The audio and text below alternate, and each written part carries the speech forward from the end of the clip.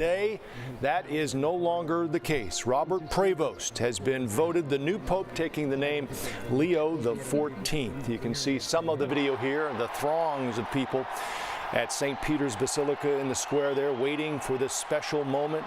Cardinal Prevost elevated by the College of Cardinals, becoming the first pope from the United States, again, in the church's history. The choice even more dramatic, certainly here in Chicago. He grew up in Dalton, studying theology at the Catholic Theological Union of Chicago.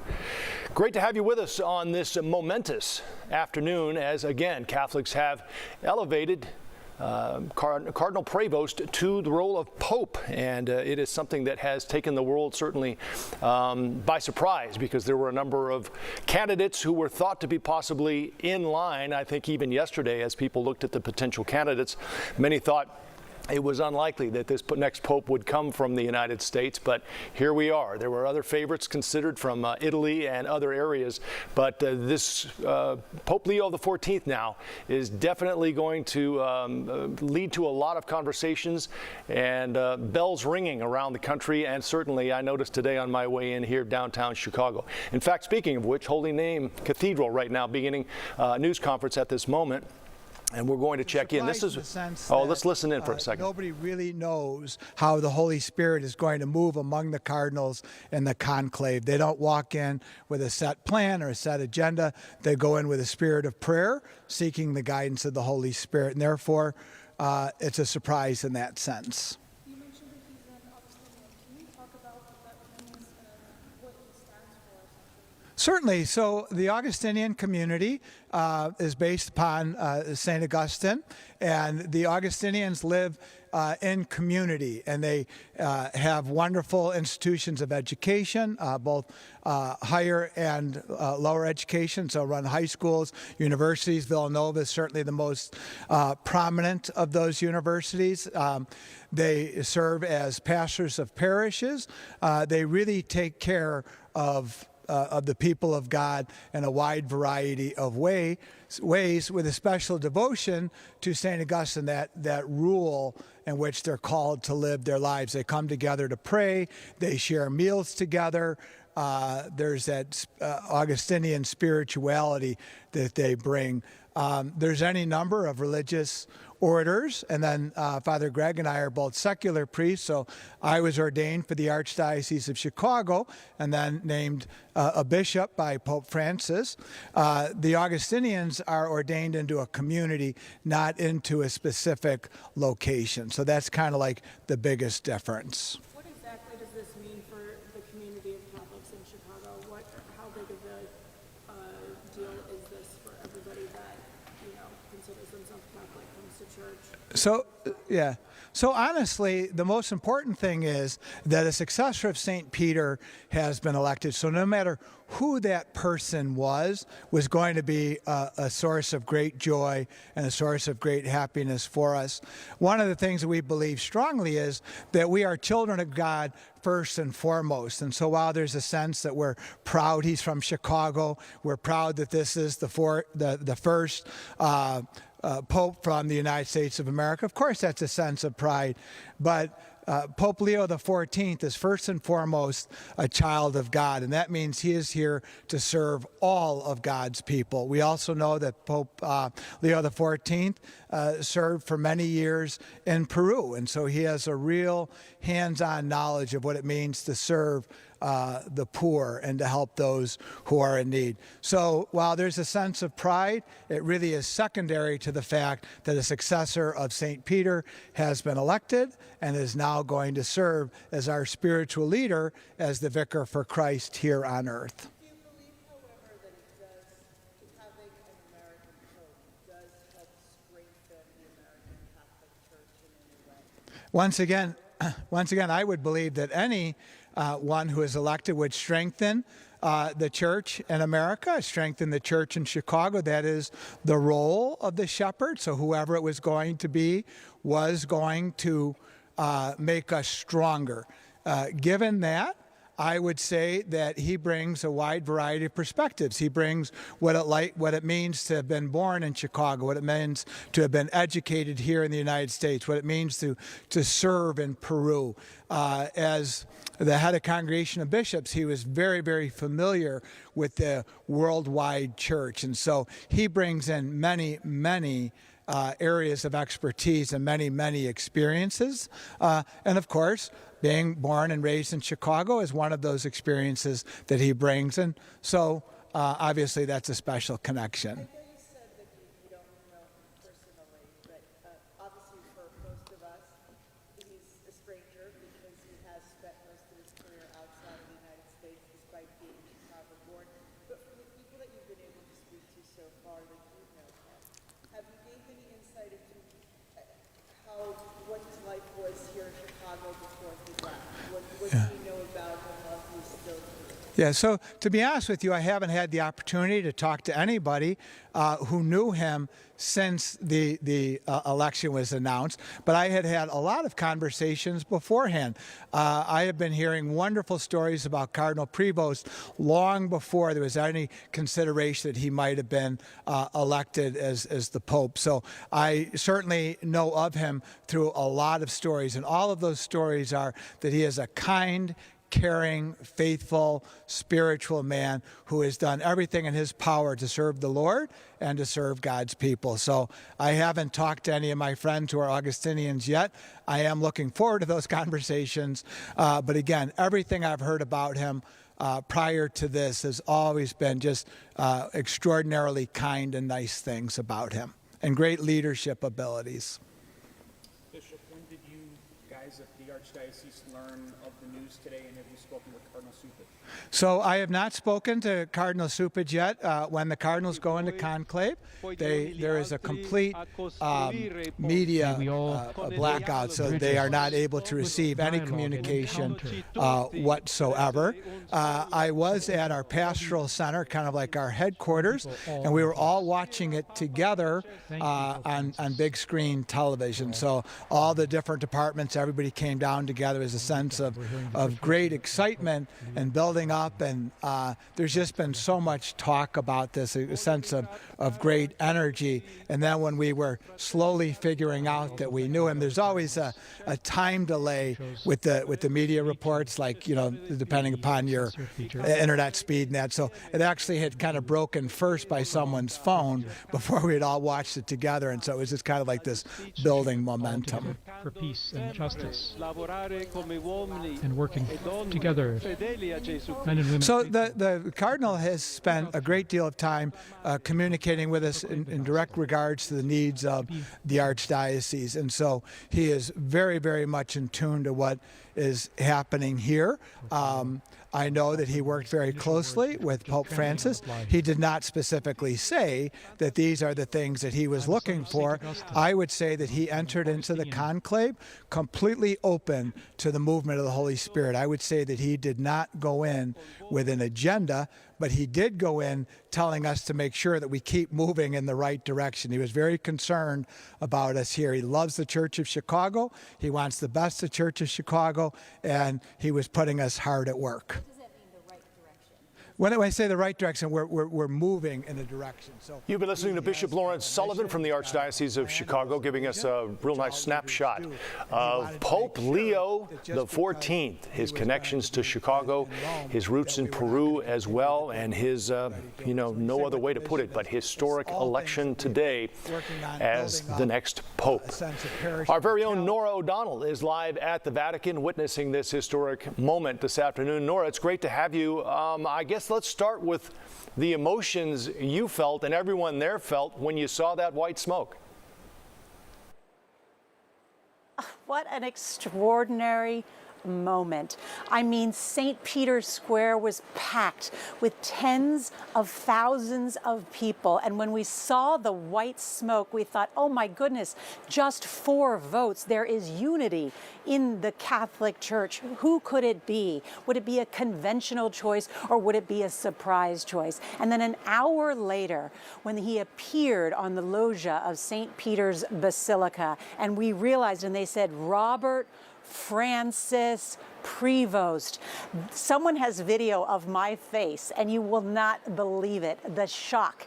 You know, as we've been talking to experts all day long, just a funny fact is that at 10:47 local time here, which is about 8 or 9 hours ago, I actually asked for more research on him because I thought, well, maybe there is a chance that Cardinal Prevost would end up the next pope. And then when we learned Pope Leo XIV, I mean, this is groundbreaking in many ways. You know, I interviewed Pope Francis 1 year ago, a revolutionary pope who waded into these hot button issues, who was pushing the Catholic Church in new directions.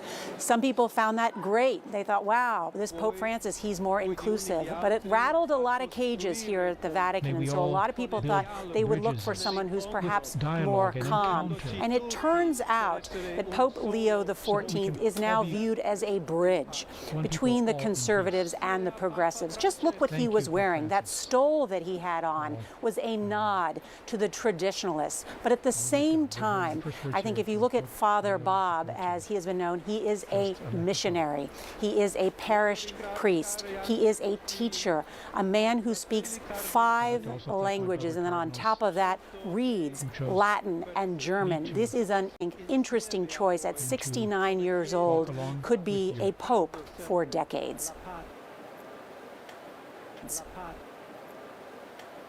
Cardinal Blaise, I interviewed Cardinal Blaise Cupich here from Chicago before he left for the conclave, and something you touched on there, he touched on, which was they are not necessarily selecting replacement as they are a successor. He made that clear. This is, in his opinion, going to be a successor to what Pope Francis had established. I'm wondering if you can put into words the magnitude of this selection being the first pope from North America and the USA. Oh, it's striking, isn't it? I mean, look, we've never had an American pope before. Pope Francis himself was the first in many ways. You know, that primetime special that we did that you can still get online, we called it Pope Francis I because he was the first pope to choose the name Francis. He was the first Jesuit. He was the first from the Americas. So that set the world ablaze. Now we have this first American pope who speaks so many languages and who is this missionary. And so I think it's important to remember that, because while the Pope is also the Bishop of Rome and the leader of the smallest sovereign state in the world, the Vatican, at the same time, the Holy Father has a moral authority and power that goes beyond the Catholic Church to speak about the issues of peace, right?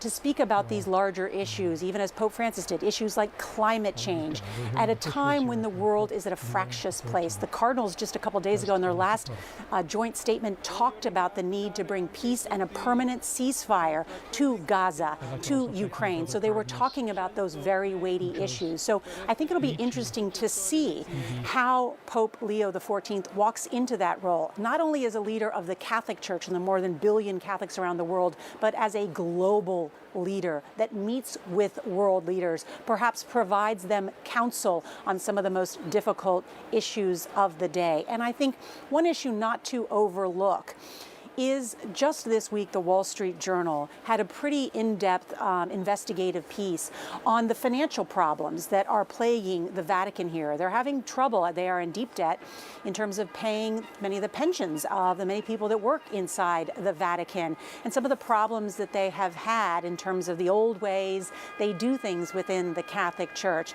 And so by choosing Cardinal Prevost, they have chosen a governor, not just a parish priest, but a governor. I mean, it turns out he was a math major at Villanova.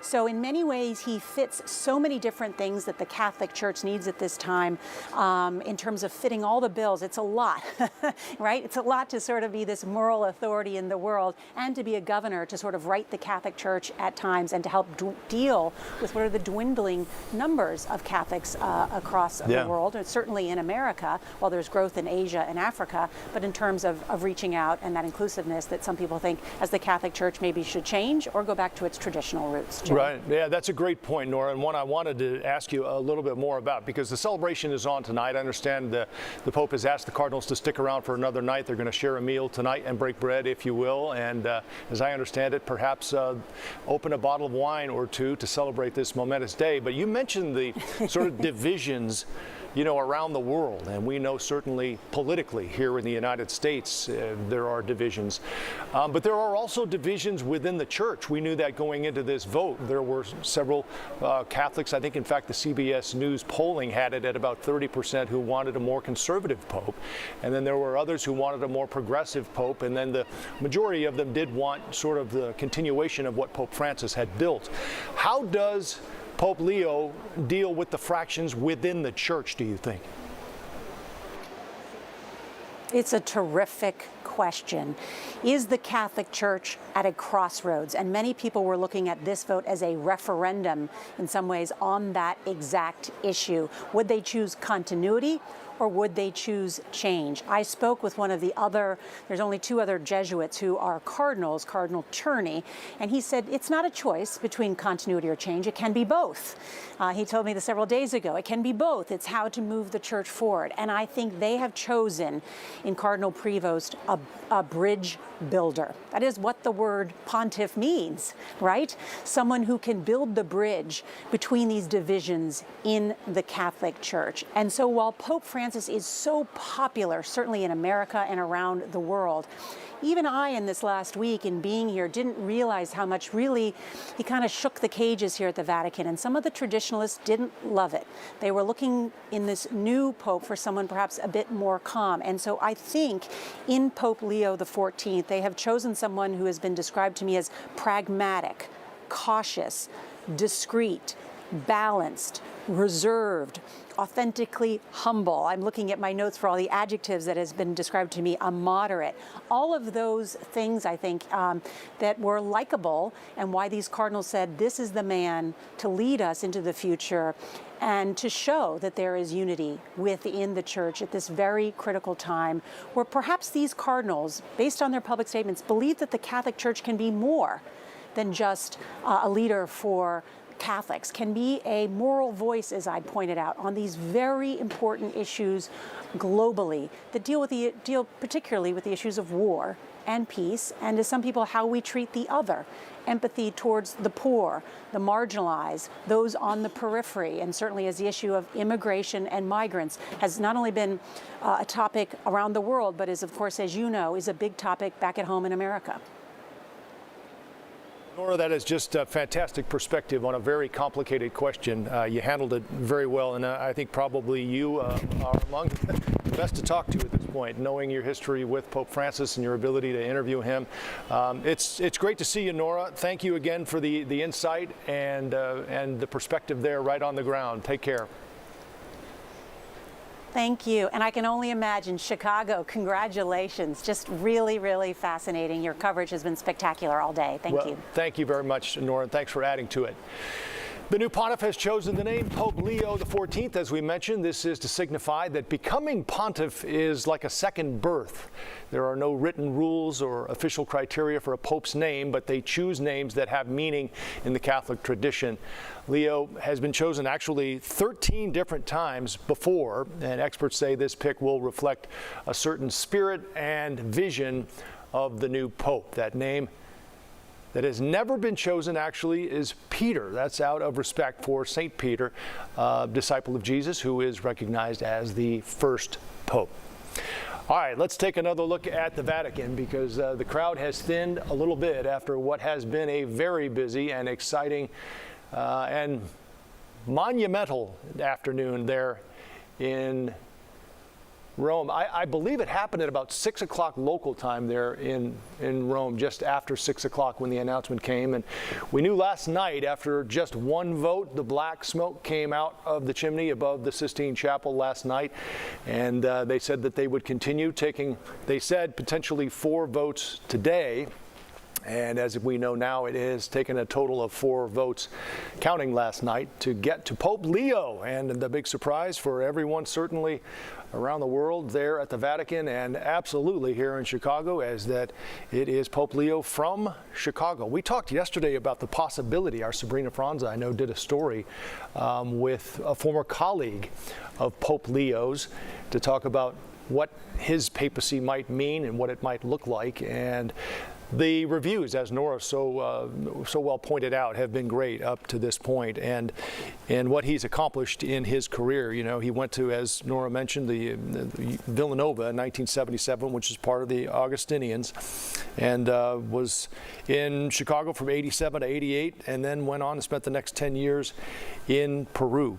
Let's go back out to the Vatican because we do have Tina Kraus, CBS News correspondent, joining us as well. And Tina, thank you. You've been there for the duration of this. I know you've been an integral part of our coverage. We certainly appreciate that. So let me just ask you the same thing I started with Nora, what it meant to you and what you saw when the white smoke went up.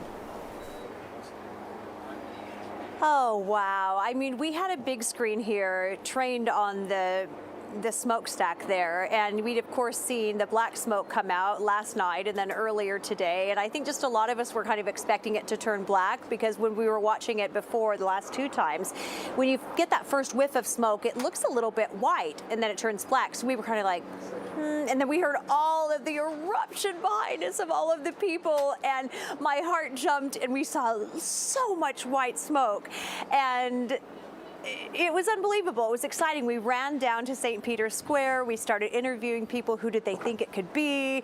Everyone just sitting on each other's shoulders, climbing on parts of the St. Peter's Square and the marble arches around, and waiting to see who would walk out onto the balcony. And I'll tell you what, after they said, Habemus Papa, we have a pope, and then when they announced who it was, and when he walked out and they announced his name and people realized this was the first ever American pope, the first thing that came to mind for me was, holy smoke, no one could believe it. It was crazy. Amazing. The suspense is over. White smoke billowed out of the chimney atop the Sistine Chapel, signaling there is a new pope. The crowd in St. Peter's Square erupted in excitement. For the first time, an American has been chosen. The Cardinals elected Chicago native Cardinal Robert Prevost. He holds dual citizenship with Peru and speaks Spanish. He's seen overall as a centrist on some key social issues. He's viewed as progressive. He has long embraced marginalized groups, a lot like the late Pope Francis, who championed migrants and the poor. The church has a father again, and that gives me great joy. The papal name he chose, Leo XIV. This was the largest conclave ever, with 133 cardinals participating from 70 countries, the vast majority appointed by Pope Francis. Ahead of the conclave, a CBS News poll found a majority of U.S. Catholics wanted the next pontiff to continue the teachings of Pope Francis, but more than a third hoped for someone more conservative, while 21% wanted someone more progressive. Cardinal Prevost was appointed just 2 years ago as cardinal by Pope Francis, now the Chicago native, a pope himself, the 267th pontiff. He speaks 5 languages, as we've been talking about, and he spent a good part of his life as a missionary in Peru. What I found interesting, too, he loves tennis. He was known as Father Bob, but now, from now on, this moment forward, he shall be known as Pope Leo XIV. From Father Bob to Pope Leo. Wow, I think people in Chicago still can't believe it, Tina. It's really been quite a day. Tina, thanks again for your time. We appreciate it. Congratulations. Yeah. Thank you. Join.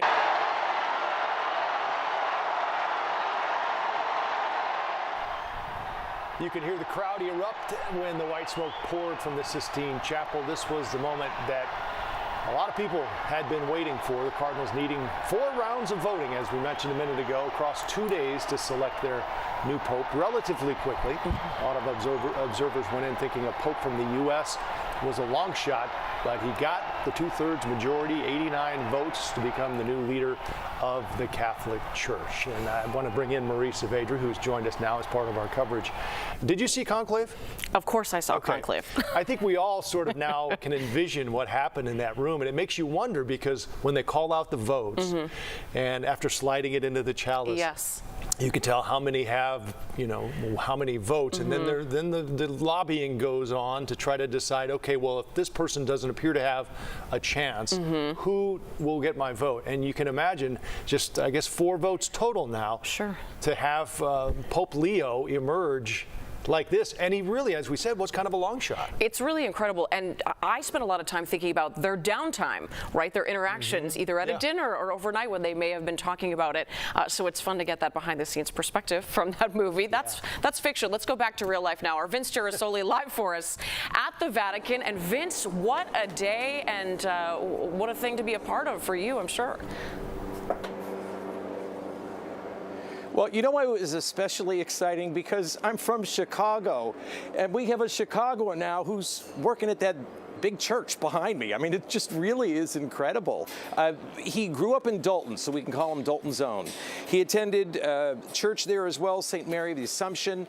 He's a very well-educated man. He studied at a lot of institutions, but he also studied at Chicago Theological Union, where he was able to get even closer to his faith. So that's the man who is close to his roots in Chicago, close to his faith, even though he spent a good portion of his career overseas, working in Peru and then working here at the Vatican. But as soon as the white smoke appeared, I jumped down into the crowd, and you could really sense this joy in the crowd. You could sense it was kind of like a calm joy. Everyone was just excited to hear who the new pope would be. And then when the name was announced, there was like this hush came over the crowd. Who is it? Who is that man? Oh, he's from the United States. He'll be the first pope from the United States. Just incredible. And then a little bit more than an hour later, he appeared on the balcony outside of St. Peter's Basilica. And this is when he began to speak. And I think his first words are so important to everyone. He said, "Peace be with all of you." Now that comes directly from the Catholic Mass, but it was so important because he followed it up by talking about how peace is necessary from all countries. And then he used a word that you don't have to speak Italian to understand, tutti. He said we need to be a church for tutti, embracing everyone, being there for everyone. And if you take a look at his past, that includes being part of a missionary church, being there for those who are downtrodden, for those who are often ignored, welcoming the stranger into the church. And that crowd down there was emotional today. So I didn't use a great big camera. I was using my phone. I was in the crowd, and yes, I got to speak to some people from Chicago. You've got to meet Cole. He's a student at Notre Dame College. He's on a semester here, but he's from the north side of Chicago, from Lincoln Park. Here's his reaction to the Pope from Chicago. The new Pope, in addition to being American, was born in Chicago and raised in Chicago. Why is it so awesome? Because Chicago, the people in Chicago, the culture is unbeatable. The people are the most welcoming, the most, I don't even know how to say it. It just makes me proud to be a Chicagoan. It makes me proud to have the first American Pope. It's so cool to be here. I love everything that the city's about. Did you ever expect something like this, an American Pope? No, I did not. Everybody was talking about the favorites. Not being the American. So hearing Americano whispered throughout this crowd, having one of my friends be the Italian translator, figuring out who it was, like this is super exciting. Where are you from?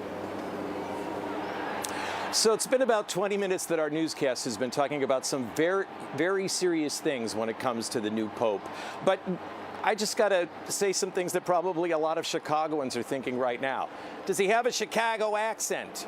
Maybe we'll hear that from time to time. An awful lot is made of the fact that he speaks 5 languages, but here's something that went through my mind today, and I bet you guys back in the studio are thinking this too. Are they going to have deep dish pizza on the menu here at the Vatican from now on? Yeah, maybe. Hot dogs. I'm being a little bit lighthearted. Well, I'm being a little bit lighthearted here, but that's the humanity of a pope. Right. When a pope can bring that to the masses, the pope can also appeal to people of faith in the ways that they need needed as well. Vince, I know you're aware of how time works, and we're about to lose our window with you. So in the 2 minutes we have left, what do you think is the significance and the magnitude of this Pope coming from the U.S. and Chicago in particular?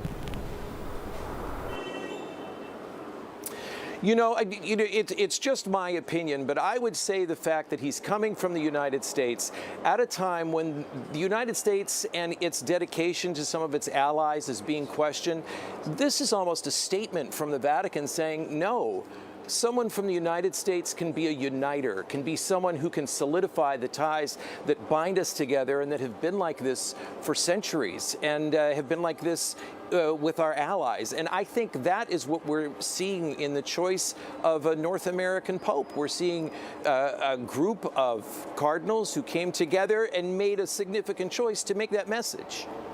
Vince Girasoli live for us in Vatican City, giving us some great perspective and asking the tough questions about the Vatican's cafeteria and selection of Chicago's favorite foods. Thank you so much, Vince. Thanks, Vince.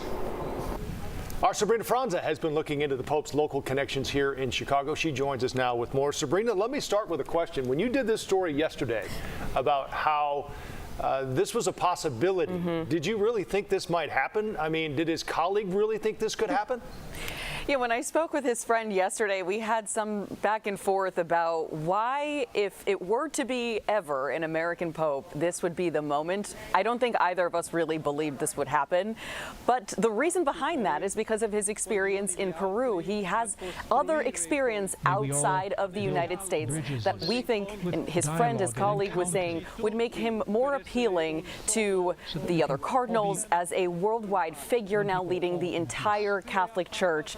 He thought that this might be the moment if it were to ever happen, and sure enough, it happened, Joe. I'd say, God bless you. I'd say, the Holy Spirit is working. And I'm just very happy for the church, and I'm very respectful of him for taking on this kind of responsibility, because it's an awesome role, an awesome burden that he's taking on. You seem a little emotional. And Joe, we were talking a little bit about their time working together as colleagues. He said they learned how to be priests together. And we hear over and over again about how not only is he now Pope Leo, but he was a minister first and he was a priest first. And he was working here in our area, learning how to do just that, how to start his ministry. And he really made a decision in going to Peru. That move was so monumental. And I'll tell you why. It's because his colleague was explaining. It really marked a point in his ministry where he said he was going to dedicate his service to the poor. It is a nod now that we're thinking of the legacy that Pope Francis leaves behind to what he left for us to pick up, for the Catholic Church to pick up in his now absence. But it now signals that, yes, he is a new pope, will have his own papacy, his own legacy. But the poor, the marginalized groups that Pope Francis spent so much time making sure were included in the conversation will now not be forgotten in this new papal era that we find ourselves in Pope Leo XIV. Sabrina, I'm curious, we saw the emotion there in that interview, but at least the Catholics I'm interacting with too, and I'm sure you're experiencing the same. There is just so much excitement, and do you think it's this so-called surprise pick that is really fueling that, or also some hope for where the church may go from here? You know, I think back to when Pope Francis was chosen, and I remember a similar sensation of seeing the live stream of the smokestack and wondering, is it going to be black? Is it going to be white? You know, have they chosen someone? And then that anticipation that builds as you start seeing that white smoke was very much the same, because either way, this is an institution that has been, you know, thousands of years in the making. And the idea that a new person is coming in to be the head of something so large as the Catholic Church, and somebody that would really be making decisions or setting a track for this thousands of year old institution that could prompt change, could inspire a younger group of people to be involved in the church. It really is moving. And when you are waiting to see who's going to step out and assume that role, there's so much excitement that just comes around that, let alone to then learn that the person that is going to be the next pope is somebody from your area. It's an incredible feeling.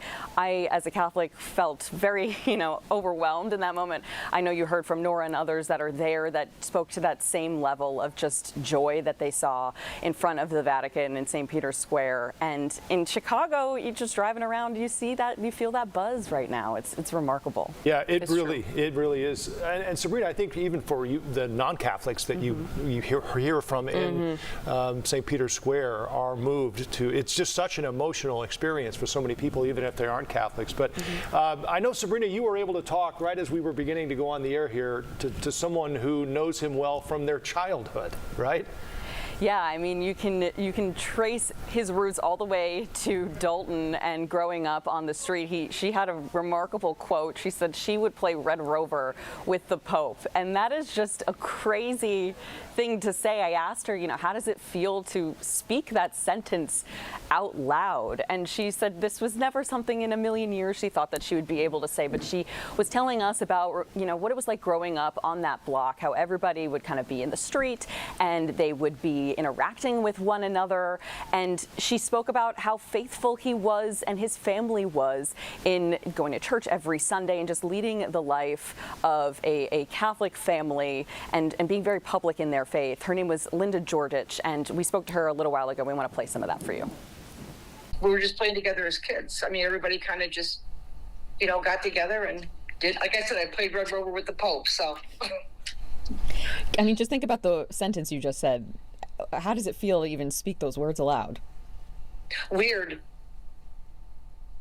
It's that feels very strange, because I know when I learned that he was cardinal a few years ago, I was like, as I was reading the Chicago Catholic at church and I see, Robert Prevost, I'm like, that name sounds, Robbie Prevost. It's, oh my goodness. And I recognized him, believe it or not. And I couldn't believe he was a cardinal, because that was just 2 years ago, I believe. And then to learn that he is Pope is unbelievable. It's just unreal to think that I know someone who's the Pope. And you grew up in a way together in the same environment. What was it? Do you think that his roots in Chicago have influenced his career at all? And if so, how? His family was very, very devout Catholics. I will say that. The mom and dad both were. I mean, they were, they never missed church, and they were very active within our parish. His mom was like a member of the Altar and Rosary Society, and they were lectors in the church, very active, very devout Catholic family. Mm-hmm. If you could, I guess this is the hometown message, if you could send a message to Pope Leo or Robert, what would you tell him in this moment? I would just say that I am extremely proud to have known of him. And it just, God bless him in his work. That's all. I just hope he is a good and devout leader for the Catholic Church. Two more mentions I wanted to just touch on a little bit. When I talked to his colleague earlier, we were discussing a little bit about Pope Francis and his travels, and he was very much known for attracting huge crowds when he would go different places, especially in the beginning of his papacy, but he never came to Chicago. So when I was speaking to the father that you heard from earlier, Father Francis, he said that he's kind of hoping that the now Pope Leo will make a visit in Chicago, in talking about his frequent back and forth. They would see each other often after studying in the seminary. They would see each other often in the airport and on airplanes coming back and forth from Rome. So it is not out of the realm of possibility now that we might have a papal visit here in our city. I did also just text him, to Vince Girasoli's point of making a little lighter of the situation. It is not clear if the current Pope is a Cubs or a Sox fan, but we are digging into that, and we will report back once we have more. Well, he's from the South Side. That's so true. That's true. I know, but I'm seeing some whispers on social media about him being a Cubs fan. We need to confirm. We will. Thank you so much, Sabrina.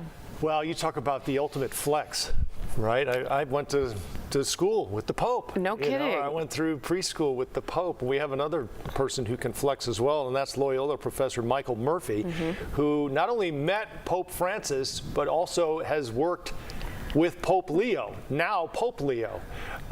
Michael, let's start with the question everyone's asking, and that is, what was your reaction and your response when you heard this happen today? I about fell out of my chair, first of all, I have to premise this, Joe. I've been booked all day. I'm so honored to be asked, but I got to be off in like 2 minutes. Okay. So if I can give you a memory or two. Please. I fell out of my chair. I couldn't believe it. And when I gathered myself, I thought, what a great choice. And that's how I've been thinking about it. You know, he's perfect. You know, I loved, well, all your reporting has been brilliant. I love it. Nora O'Donnell, what a great journalist. She really summed it up. But yeah. I loved her idea about pontifex. I see a bridge. There's always kind of, you know, there's always a little brokenness around here. And, you know, Pope Leo XIV, his namesake is Leo. And Leo was, you know, a great advocate for social teaching of the church. And that's where I see his direction going, similar to Francis, but not exactly the same way. So he, you know, Leo's bridging, be careful about socialism, be careful about capitalism. The Catholic way is, you know, lives in those tensions and watches out for polarization. So I think that was a good move on the Cardinals to bring in this very evenly keeled person who's a math major, as you cited, to kind of clean up the administration and the finances, but also a very, very deliberate, balanced disposition kind of person. I think it's a great leader. I don't want to overtalk him. We had lunch last summer really? at Ivy in Wheaton. So people there at Ivy, you better get that picture because you served the Pope. Oh my gosh! Wow. How did you get that? That sound you hear is our crews headed that way. Yeah. Amazing. What a special moment. If you can sum it up in just a few words in our final seconds with you, Michael, what are you most looking forward to for his time as Pope? Well, you know, I'm a Catholic, and I believe in the uniqueness of the gospel and the church. And I believe, you know, when Pope Francis, I miss him, God rest him, but I was just struck by everybody who showed up there, Catholic and non-Catholic alike. And, you know, the church is imperfect, it has its problems. But Pope Francis, for example, I can think of no more credible leader in these tumultuous times. So the Pope can do this. And so I think my prayer, my hope for Pope Leo XIV is that he kind of continues this bridge building, this care for all that's centered in something that's bigger than all of us. That's my hope. All right, well, Pope Leo is apparently on line 2 for you, Michael, so we'll let you go ahead and take that right now, but thanks for your time. Thank you, Joe. Take care. All right, we appreciate it very much. Bye-bye. Our Suzanne Lemonnier has been at Holy Name Cathedral this afternoon speaking with parishioners, and she joins us now. I can only imagine how this went over there, Suzanne. Joe, tears of joy, incredible emotion from people who attended the noon mass here at Holy Name Cathedral. Now, talking with them, the announcement was made, they tell me, towards the end of mass, and that brought cheers from everyone inside the church at that moment. The announcement, Pope Leo XIV is the new pontiff, and he is from Chicago. The fact that the church has a new pope is just extremely exciting, and the fact that he's from America, and I just hope that it creates a sense of global unity that we so need. We're Filipinos, and there's a talk that it might be a Filipino pope, but then he's an American, and it's so great. We did not lose our bet. Absolutely surprised and amazed to see that, right, somebody from Chicago, you know, right, or even the United States at all would be Pope. Pretty shocking, pretty exciting. I'm also a Villanova grad, so to see, right, another Villanovan, you know, heading for the Vatican, it seems absolutely unreal. You know, one individual also told me that with the Pope having Peruvian heritage, that he really feels that he'd be a bridge with immigrants around the world. One other individual here standing outside as the church bells were chiming and looking up and using his phone and filming it, and at the same time repeatedly saying, "This is incredible, this is incredible, this is incredible," looking up at Holy Name Cathedral here in disbelief that the new Pope, not only American, but from Chicago. Joe. All right, Suzanne, thanks very much. You know, we're seeing it here just outside of our studios. We have our monitor outside, and I'm watching people watch where we say, you know, Pope Leo XIV from Chicago, and I'm watching people's jaws drop, regardless of whatever their faith may be. And I saw that I was out on assignment in a big room earlier today, and everyone just whispering the Chicago pride that's really being felt today.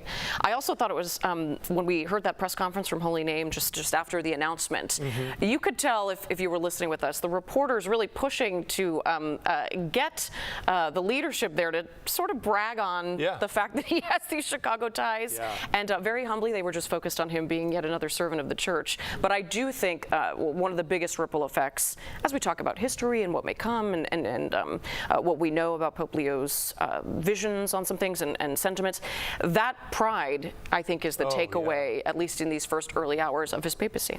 Well, and it's been reflected in our coverage. I mean, our numbers on our stream have shot through the roof. Chicago is all over the place, and everybody wants to know more about where he came from. And I really do think Vince Girasoli put it well. There's just sort of the shock in everyone. I mean, even whether you were watching or whether you got a push on your phone, the first thing I thought was, oh my gosh, this changes everything. It really does. It really does. And we're excited to watch it continue to play out now and in the years to come. But if you're just joining us, we want to catch you up on this historic day for the Catholic Church as the new Pope greeted throngs of the faithful there in St. Peter's Square. Habemus Papam.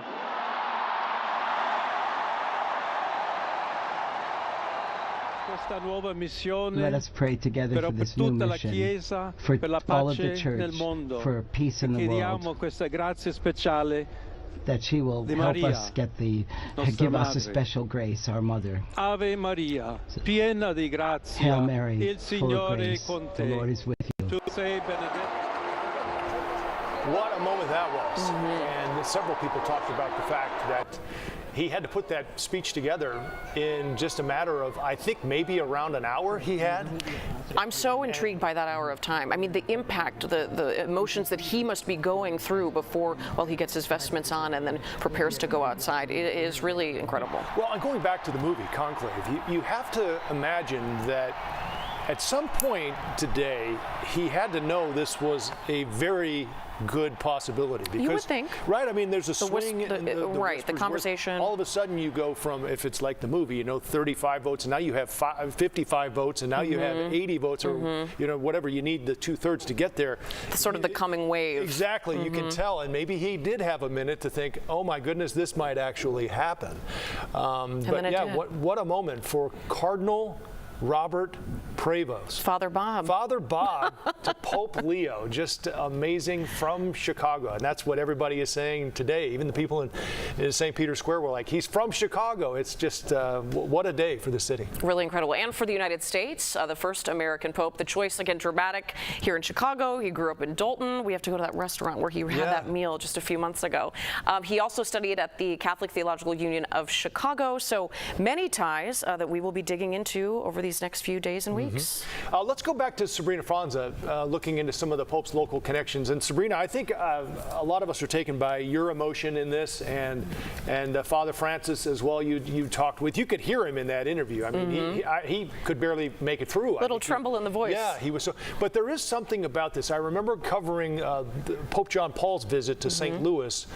I don't remember what year that was, but being in the arena when he rode by on the Pope Mobile, I was just sort of overcome with emotion. I started to tear up. I was like, oh my gosh, it's the Pope. And I think there is just something visceral about the Pope, again, Catholic or not, that just resonates with so many people. Just a human tie, I think. Anyway, back to my point. I got the emotional element of this for sure. Yeah, and speaking with his friend and former colleague, you just think about, you go to school with somebody, you talk about people probably you went to high school with every once in a while. Oh, I don't know what they're doing. Maybe they're doing this. This is the Pope, and he went to school with him. That's just such a remarkable thing to be able to say. And we asked him about it. I met with him yesterday before, obviously, this decision was made. And we were talking a little bit about the idea that there would be possibly an American Pope and why that might happen now, why the moment for that would be now. And he was saying he believes, in part because of all of his experience in Peru. Pope Leo spent so much time of his ministry working in Peru and helping those who were seen as marginalized, the poor, the immigrants who were there, and he was actually even sent there in part so that he might be able to stabilize the church in that region of the world.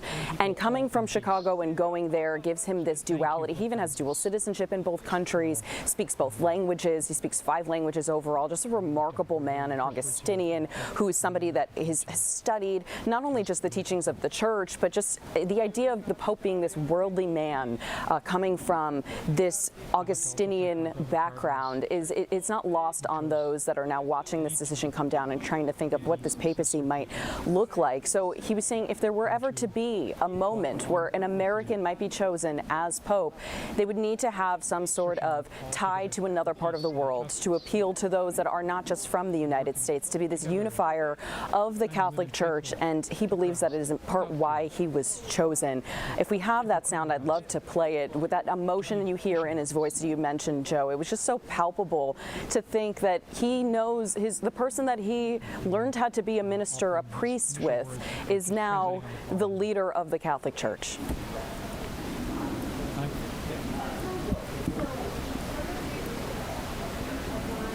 And I don't know if we have that sound just yet, but I would love to play it if we do have it. He was mentioning how it was just this total fall out of your chair moment to see that this would have happened. And in fact, in speaking with another one of the people that he grew up with later in the day, we connected with somebody that he grew up with in Dalton.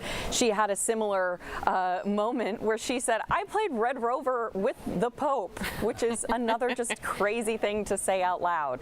So overall, just, you know, Chicago is just reeling with excitement right now, and I'm hearing now that we do have that sound, so I'd love to play it if we can. Take a listen. We were just playing together as kids. I mean, everybody kind of just, you know, got together and did, like I said, I played Red Rover with the Pope, so. I mean, just think about the sentence you just said. How does it feel to even speak those words aloud? Weird. It's yeah, that feels very strange, because I know when I learned that he was cardinal a few years ago, I was like, because I was reading the Chicago Catholic at church, and I see, oh, Robert Prevost. I'm like, that name sounds, Robbie Prevost. It's, oh my goodness, and I recognized him, believe it or not, and I couldn't believe he was a cardinal, because that was just 2 years ago, I believe. And then to learn that he is Pope is unbelievable. It's just unreal to think that I know someone who's the Pope. And you grew up in a way together in the same environment. What was it? Do you think that his roots in Chicago have influenced his career at all? And if so, how? His family was very, very devout Catholics. I will say that. The mom and dad both were. I mean, they were, you know, they never missed church, and they were very active within our parish. His mom was like a member of the Altar and Rosary Society, and they were lectors in the church. Very active, very devout Catholic family. Mm-hmm. If you could, I guess is the hometown message, if you could send a message to Pope Leo or Robert, what would you tell him in this moment? I would just say that I am extremely proud to have known of him. And it just, God bless him in his work. That's all. I just hope he is a good and devout leader for the Catholic Church. You heard Linda speaking just now. She lived on the same block as now Pope Leo. And she mentioned that he had only been cardinal for around 2 years, which is pretty remarkable when you think of the grand scheme of things. Pope Francis chose him to become cardinal just 2 years ago, and now he has risen to become the next pope, leading over the entire Catholic Church. And I mentioned a little earlier, Joe Marie, about the travels that were so valuable that the Catholics swarmed to when Pope Francis was recently appointed, and we were thinking, speaking to his former colleagues, that might mean Chicago is not out of the question when we think about his next tours. So we'll stay tuned for that for sure. Wouldn't that be something? Really incredible. Yes, Sabrina, thank you so much. President Trump issued his congratulations to the new pope, writing, quote, "It is such an honor to realize that he is the first American pope. What excitement and what a great honor for our country. I look forward to meeting Pope Leo XIV. It will be a very meaningful moment." International reaction also coming in. We have this from Ukrainian President Volodymyr Zelensky saying Ukraine highly appreciates the consistent position of the Holy See regarding the adherence to international law, the condemnation of the military aggression of the Russian Federation against Ukraine, and the protection of the rights of innocent civilian citizens. Russian President Vladimir Putin sent a congratulatory telegram to Pope Leo saying, "I wish you, Your Holiness, success in fulfilling the high mission entrusted to you, as well as good health and well-being." We have just learned more about when we'll see the Pope again. In one of his first public acts as Pope, Leo will lead the Angelus on Sunday, a Catholic devotion commemorating Christ's incarnation. The prayer is typically said at morning, midday, and sunset. So we will see him then. And as we've mentioned, the Pope studied at the Chicago Theological Union. They just held a press conference on the South Side. Let's listen in. We are still trying to take in the significance of this fabulous news. We waited with bated breath together in one of our classrooms once we heard that there was white smoke. And I will say there were mixed emotions as we waited. We were so very much hoping that we would, that a pope who would have known Pope Francis and would be continuing the directions that he so beautifully set for us would be chosen, but you never know. And you don't know what will happen in the conclave, and when the spirit is turned loose, you really don't know. And so it was with quite bated breath that we waited. And I will say that we were so incredulous at first.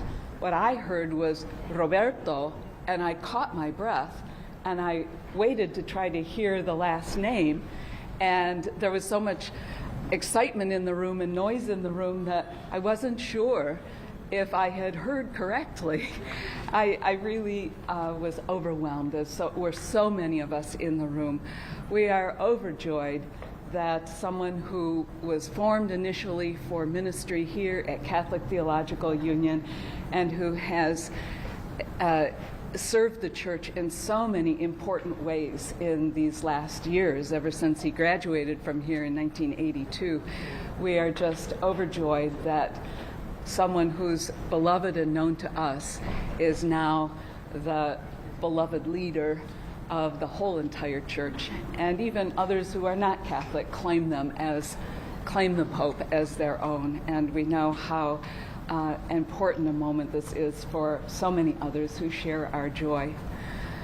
So I am rather taken aback and was not prepared for this moment. We didn't think that the cardinal electors would lean toward choosing an American.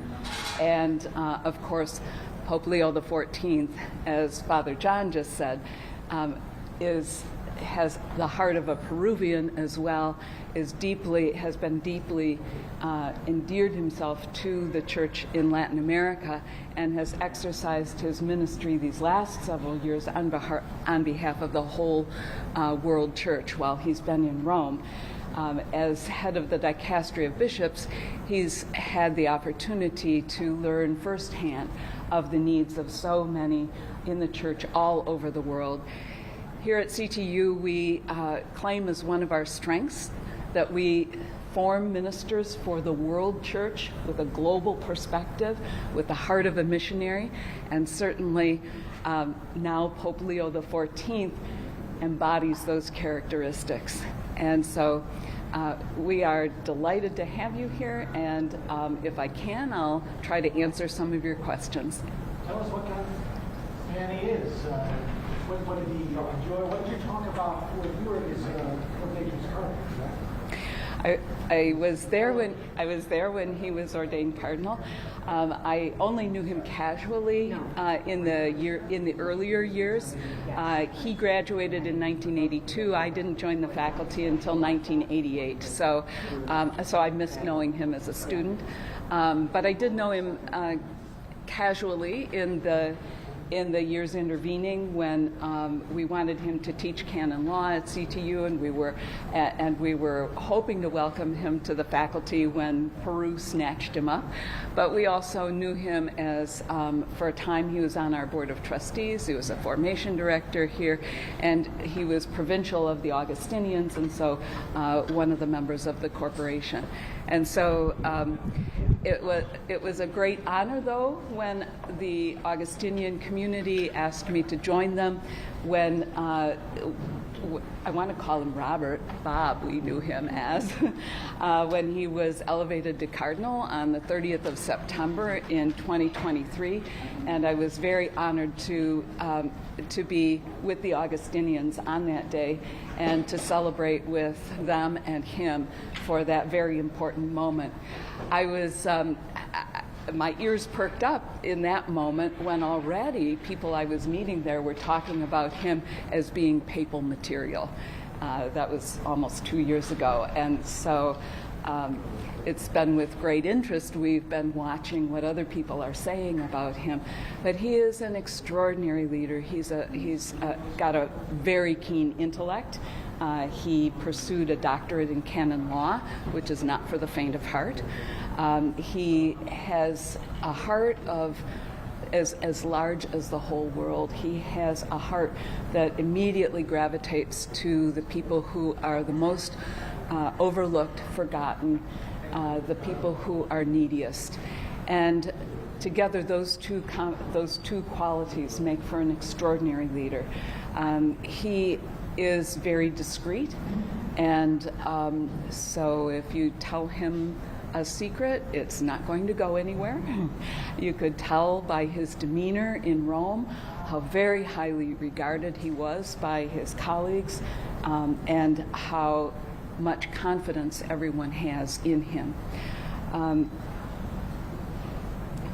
Is he the appropriate successor to Pope Francis? I think, of course, I'm going to tell you he's the perfect successor to Pope Francis. He knew Pope Francis very well. Pope Francis, I think, confided in him and certainly recognized his abilities and his gifts by putting him in the positions that he has in the last several years, positions of a lot of influence and and it requires someone who's very wise and discerning.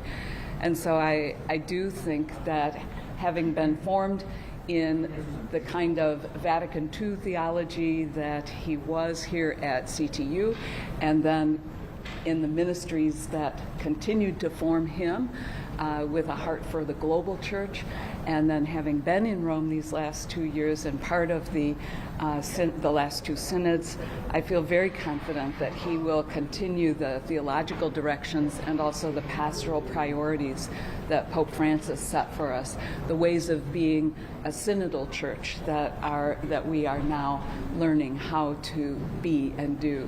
And I'm sure he will put his own flavor, his own mark on it, but I also feel confident that he will continue to build on what Pope Francis has begun with us. Sister Barbara, if I may, I know the election of the new Pope is exciting under any circumstance, but Chicagoans are very proud people. Yes. What does it mean for you, for Catholics in this city? What does it mean that Pope Leo is coming from this city? Well, Chicago is an extraordinary city and extremely diverse, and not only in terms of ethnic and racial heritage, but religions of every stripe here in Chicago. And Chicago produces phenomenal leaders.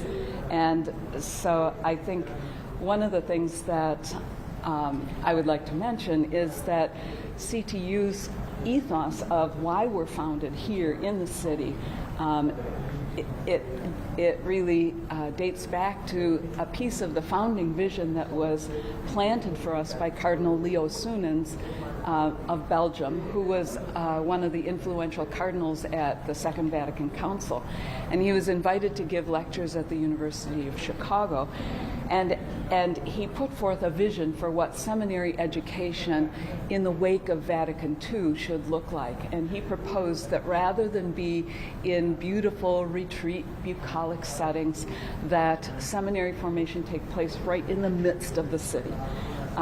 where all the needs of the people are visible and palpable, and also where we would be close to a major university for the intellectual stimulation, but also near other schools of theology and ministry where we could have ecumenical and interreligious collaboration. And so CTU chose to locate right here in the midst of the city on the south side, and where I'm sure Pope Leo XIV, when he was Bob, imbibed the ethos of attending to those around you, especially those most in need, and in a city setting that has so many, such diversity, and learning to hear perspectives from so many different angles. Not to make too much light of this, but do you know, was he a White Sox fan or Cubs fan? I'm sorry, I couldn't tell you. I bet Father Robin Ryan knows. Sister, what does it mean for CTU to people say, yeah, the Pope went to school in Chicago? We haven't begun to figure out how we're going to market that one. Well, we will, and I think our development efforts are going to get easier now. I also hope that it attracts more students to CTU. If anybody hadn't heard of CTU before, hopefully they say, I didn't know about that little gem of a school on the south side of Chicago. I think if it produces popes, that could be a good place to study. And he was known as Bob? Yes. I presume John, are you still here? Oh. I presume he was known as Roberto in Peru? Yeah. Around here. Do you know by any chance where he was from in Chicago? It sounds like south side is what I've heard, but you know. We do know that. Ellen, can you help us with that? South Holland. What part of Chicago is he from? He grew up in South Holland. We think he grew up in South Holland. You mentioned Cardinal Leo. Do you think you may have had that in the back of his mind when he chose his regal name? Did I say Cardinal Leo? No, I meant Pope. The man who found this school. Oh, Cardinal Leo Sunens. Right. You think that Pope Leo had that in the back of his mind? Well, that's a good question. I rather doubt it, but but that's an interesting connection. If you have a chance. We'll find out. When he calls later tonight, what's the first thing you say to him? What advice do you have? You know, things that you want him to pray for? Do you have things that you think as a pope he needs to keep inside his field of vision to help lead the world? I'm guessing he already has that very firmly in his mind and in his heart. It was said that right after Pope Francis was elected, that one of the cardinals said to him as he was about to present himself to the world, that it was reputed that one of the cardinals said to him, "Don't forget the poor." And I'm quite certain that nobody needs to remind Pope Leo XIV not to forget the poor. I'm quite certain that's in his heart. Pope Francis also was very close to people who were in war-torn areas, and I expect that Pope Leo will continue that same kind of outreach to the people who are hurting the most, and know that he walks with them and prays and works toward peaceful resolutions. We were all ecstatic, like we were just like screaming, very excited. We were across the street watching it in the living room. They were upstairs here watching it on the screen, and it was just everyone's texting each other because no way anyone believed an American would become Pope, and it just makes me at least very proud that our order produced a man prayerful, prudent, loving enough to be chosen as Pope. So it makes me feel very proud and very hopeful. I was in downtown Chicago getting spiritual direction from the Franciscans, and I went in. We had white smoke. I came out. My colleague Deacon Raphael says, "Hey Tony, did you hear the news?" "No, what news?" I was trying to catch a 12:55 train to get back, And he goes, oh, Prevost was elected Pope. Oh, what's his name? Leo XIV. So I was just like, whoa. And then all the way through going to Chicago, I was like, wow, he's from here. And it was surreal. You know, if you read scriptures enough, people are chosen, you know. So he was chosen, and we happen to be in his order. Yeah. And here we are. Yeah. And one heart, one mind, journeying towards God. That's our motto. That's who we are. Our friends know it's true. Yeah, Brother Tony used the word surreal. I think that was my first reaction to. I heard the words Robert Francis come out, and it kind of didn't compute for a second. And then Prevost, like, whoa, this is something really special, special for our order, special for our country, and special for our church. Some of the reaction from around Chicago today, and there will be a lot more of it. We're going to get to some other Chicago reaction in a minute because it's just classic Chicago. It's pretty funny. It was coming. The internet remains undefeated. But in the meantime, thank you for being with us. I'm Joe Donlin. And I'm Marisa Vader. We appreciate you being with us on what is a very exciting and important day for Chicago and our area. You're taking a live look right now from the Vatican, 10:06 p.m. there. And about 4 hours ago, we saw the moment that the crowds gathered outside St. Peter's learned that a pope was elected. Take a look.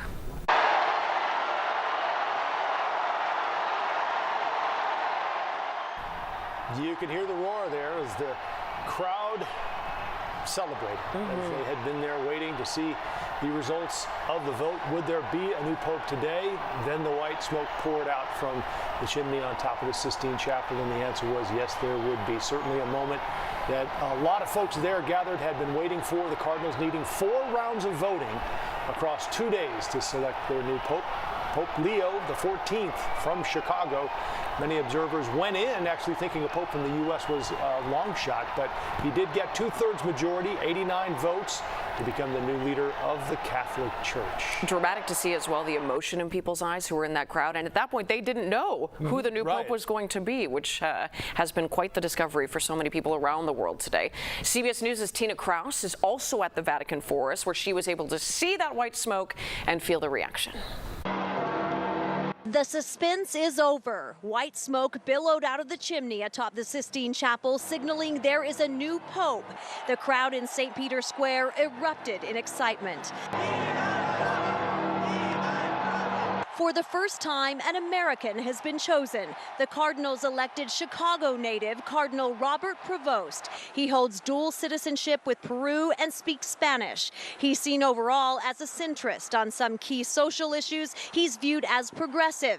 He has long embraced marginalized groups, a lot like the late Pope Francis, who championed migrants and the poor. The church has a father again, and that gives me great joy. The papal name he chose, Leo XIV. This was the largest conclave ever, with 133 cardinals participating from 70 countries, the vast majority appointed by Pope Francis. Ahead of the conclave, a CBS News poll found a majority of U.S. Catholics wanted the next pontiff to continue the teachings of Pope Francis, but more than a third hoped for someone more conservative, while 21% wanted someone more progressive. The people. Our thanks to Tina for that coverage. On Tuesday, Arnold Brennan, did you catch the story, visited Our Lady of Mount Carmel Academy in Lakeview, and that is where the students held their own mock conclave. Yeah, he went back today to get reaction from the kids, and Noel, they hit every detail right on the button.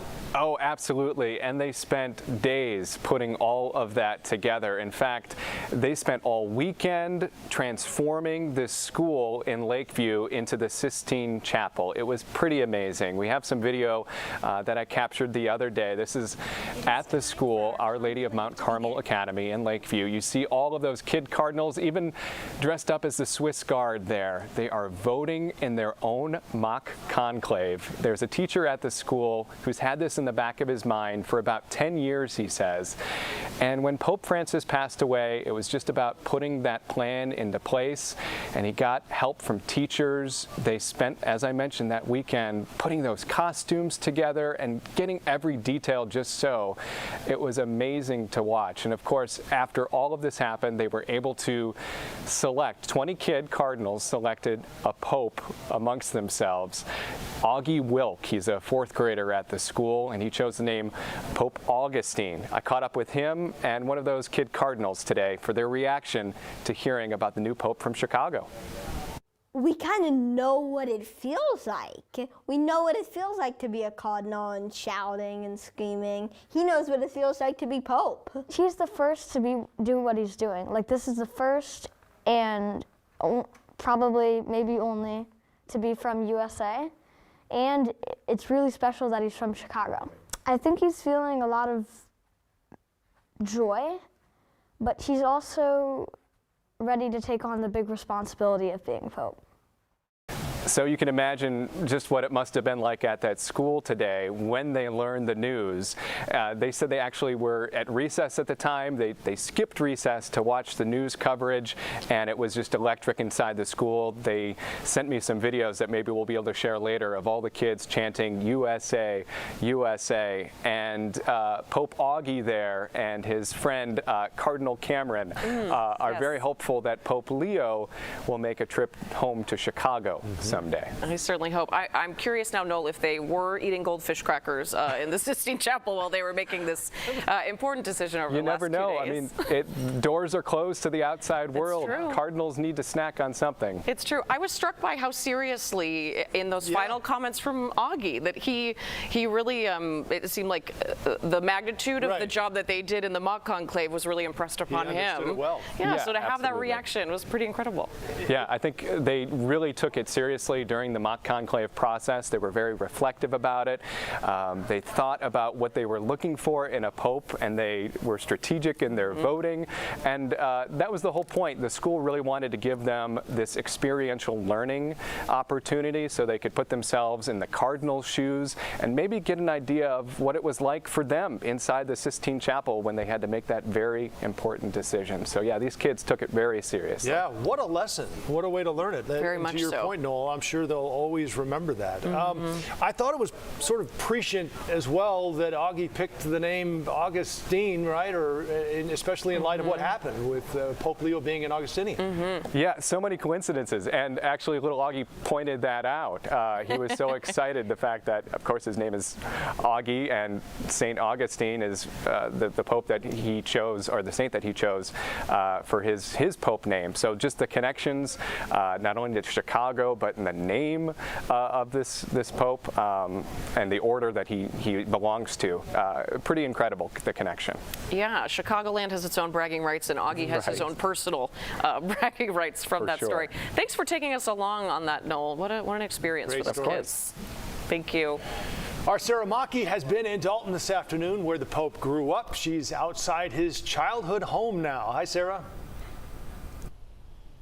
Yeah, hi guys. Hardworking and humble. That is just some of the ways that people have been describing the Pope's very earliest beginnings, both people who knew him and people who have been just stopping by to see where we are right now, his childhood home and also his childhood church. I want you to take a look at where we started earlier today. We started the day at St. Mary on South Layden in Chicago's Riverdale neighborhood. That church is long closed, but to the excitement of some visitors, it is still standing. Neighbors and visitors now wondering what will happen for this building. They're telling us that they hope the church will now renovate it, allowing Mass to continue there once again. In their very biggest dreams, some of the people have been telling us that maybe the new Pope would be coming here to lead a Mass. And then back at his childhood home, we've also been talking with some of the neighbors, a woman stopping by to talk to us about the man that she remembers as Robbie. I want you to hear what we've been hearing from people as we've been going around today.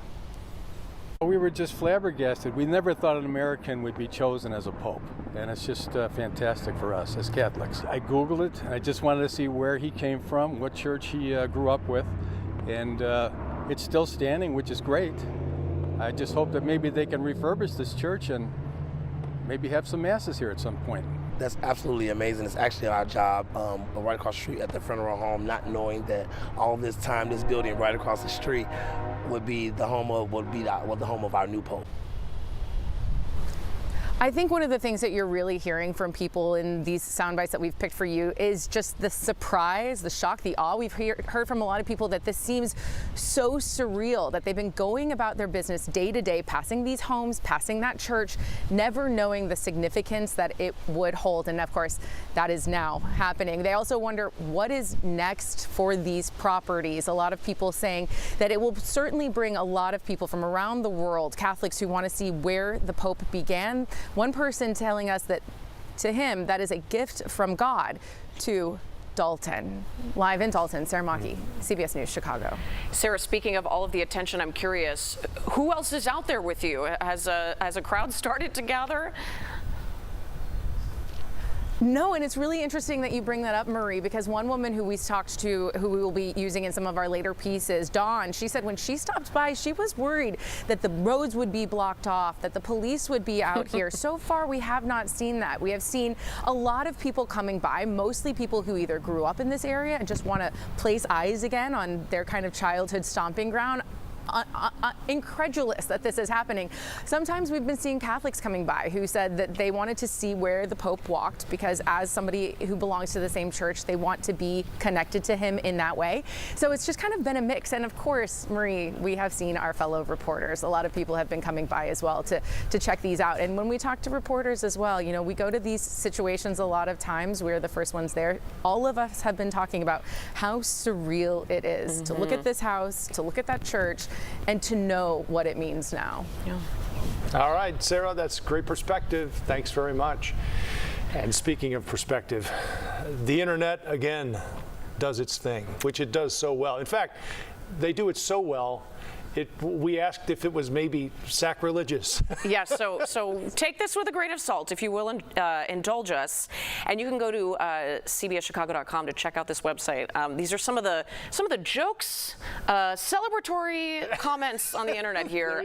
Search for "Da Pope" skyrocketing on Google, and if you see here, there's obvious shirts. That company, you know, they've got a lot of various shirts referencing local things, and I believe you can probably soon be able to order your official Da Pope shirt. At Obvious, they're probably printing them right now. I bet they are. Hey, they're cashing it. We can't blame them.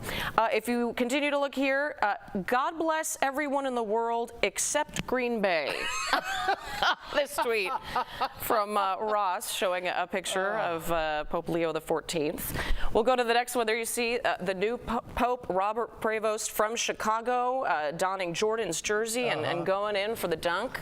We'll fast forward through this one. We'll hope to show this one to you later because it has some sound that you need to hear. Yeah, we can't hear it just yet. Another tweet from Tristan. If Jepson's Malort doesn't come out with Malort flavored communion wafers, then we're truly living in the worst timeline. Okay, but this one's my favorite. Oh yeah. New Pope serving the body of Christ at Mass. And it's a deep dish pizza. Wasn't there another one that said they're putting a Portillo's in the Vatican? Yes, yes, yes. That campus might be full, but you can dream. This one from Joseph. Chicago Pope to teach Italians how to slice pizza the proper way. And if you look closely, that's that tavern style cut. Let's see if we have one more here. Today's overworked Twitter joke of the week is the 5,000 quips about Chicago producing a pope before a 4,000-yard passer. Oh no, they didn't go there. They went, I think they went just about everywhere if you take a little scroll on Twitter. And you know what? Now we have that Pope from Chicago, and I think we could have the 4,000-yard passer in Caleb this year. What a turning of the tide. How about it? Hey, Chicagoans are nothing if not funny, proud, and hopeful for their sports teams. Yes, and sort of self-deprecating too. I mean, that too. We're the butt of the joke, and let's at least celebrate part of it. Another thing I read said that Pope Leo will teach Italians about Italian beef. There you go. Yeah. I mean, there's so many great references about Chicago, and they all come into play with just about everything. Right? That they do. One way we celebrate here in Chicago on social media. I want to take another live look from the Vatican right now. All's quiet, but a few people still milling about there. You see at the bottom of your screen, where hours ago Pope Leo made his first appearance as pontiff, and we have learned more in just the last hour or so about when we'll see the Pope again. In what will be one of his first public acts as Pope, Leo will lead the Angelus on Sunday. That is a Catholic devotion that commemorates Christ's incarnation. The prayer is typically said at morn morning, midday, and sunset. No question that a lot of cameras and a lot of media will be pointed toward him to see this first official public event after being named today. So as we learned in Noel's story from the grade school, the new pontiff chooses a name, and this one has chosen Pope Leo XIV, which is to signify becoming pontiff is like a second birth. There are no written rules or official criteria for a pope's name, but they choose names that have meaning in the Catholic tradition or maybe to them personally. Sure. Leo's been chosen 13 times before, and experts say this pick will reflect a certain spirit and vision of the new pope. The name that's never been chosen? Peter, which is out of respect for St. Peter, a disciple of Jesus who's recognized as the first pope. We did see a lot of American flags in the crowd today. Here you're looking at some of the video. This is outside St. Peter's Basilica.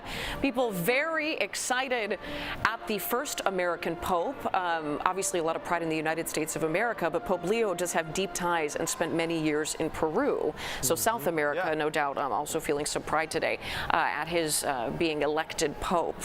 Yeah, a lot made today of sort of the surprise. You know, they called it a long shot. Would it be an American pope? And we talked yesterday, Marie, about the possibility, and that all of a sudden Pope Leo now had sort of crept into the possibility category, and now here we are a day later, and he is the new pope. But certainly that brought out a lot of American flags, as you can see today, and people chanting USA, and a momentous day, certainly for the world, the Catholic Church, and the city of Chicago. We caught up with St. Sabina's Father Michael Pfleger today, and here's his reaction to the new pope. Absolutely historic, and a positive historic moment, an encouraging moment. I mean, there's so much in this. I mean, first of all, he was a parish priest. He was a missionary. He spent all these years in Peru, became a citizen of Peru. So he knows the struggles of disenfranchised folks and of poverty. He has the experience of being a pastor, experiences of being a missionary, and then he is committed to social justice. His order, I mean, the Augustinians are known for pastoral care and for social justice. Him choosing the name of Leo XIV says something about Leo was known for the social justice concerns and the social justice movement of the church. So I think they're all very positive. I think it's also really interesting that right now, with what's going on in this country, which is frightening and evil to me, to have an American pope who's been in Peru. Now remember, most of the migrants that are coming to America and in Chicago are Venezuelan, Haitian, and Peruvian.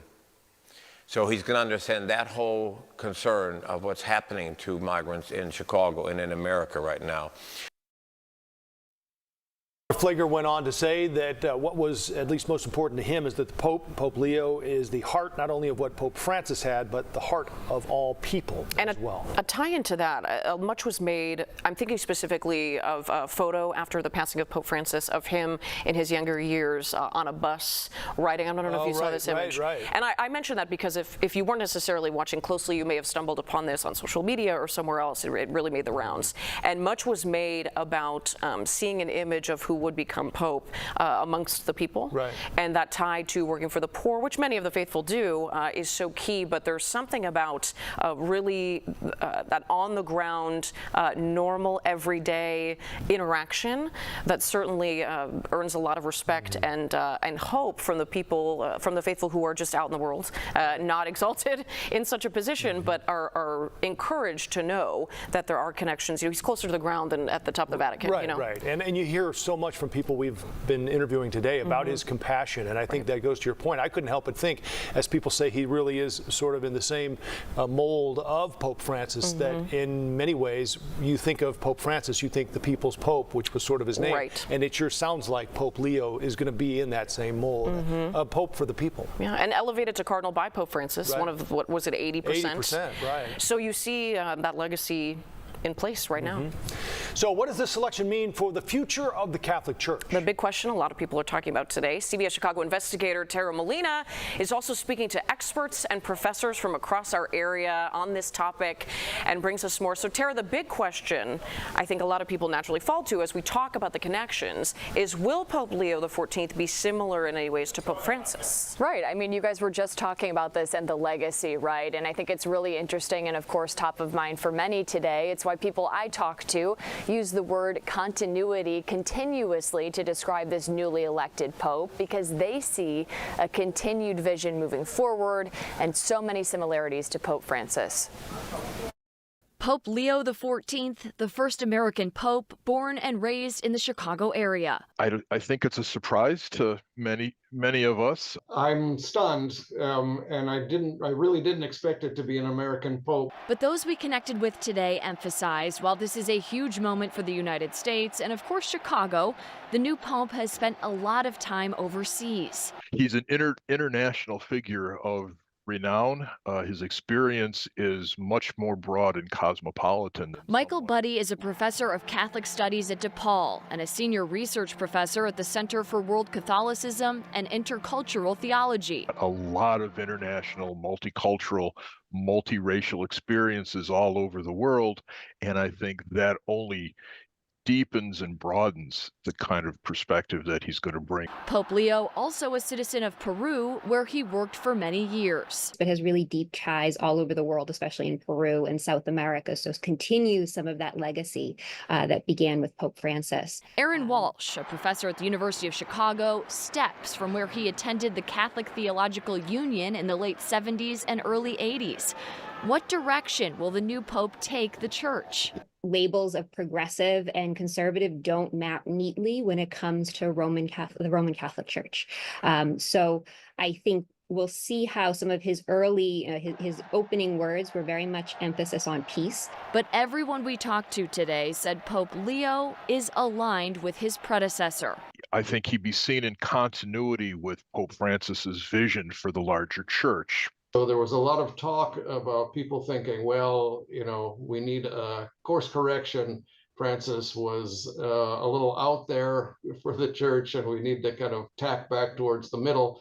But I think that this choice indicates continuity with Pope Francis.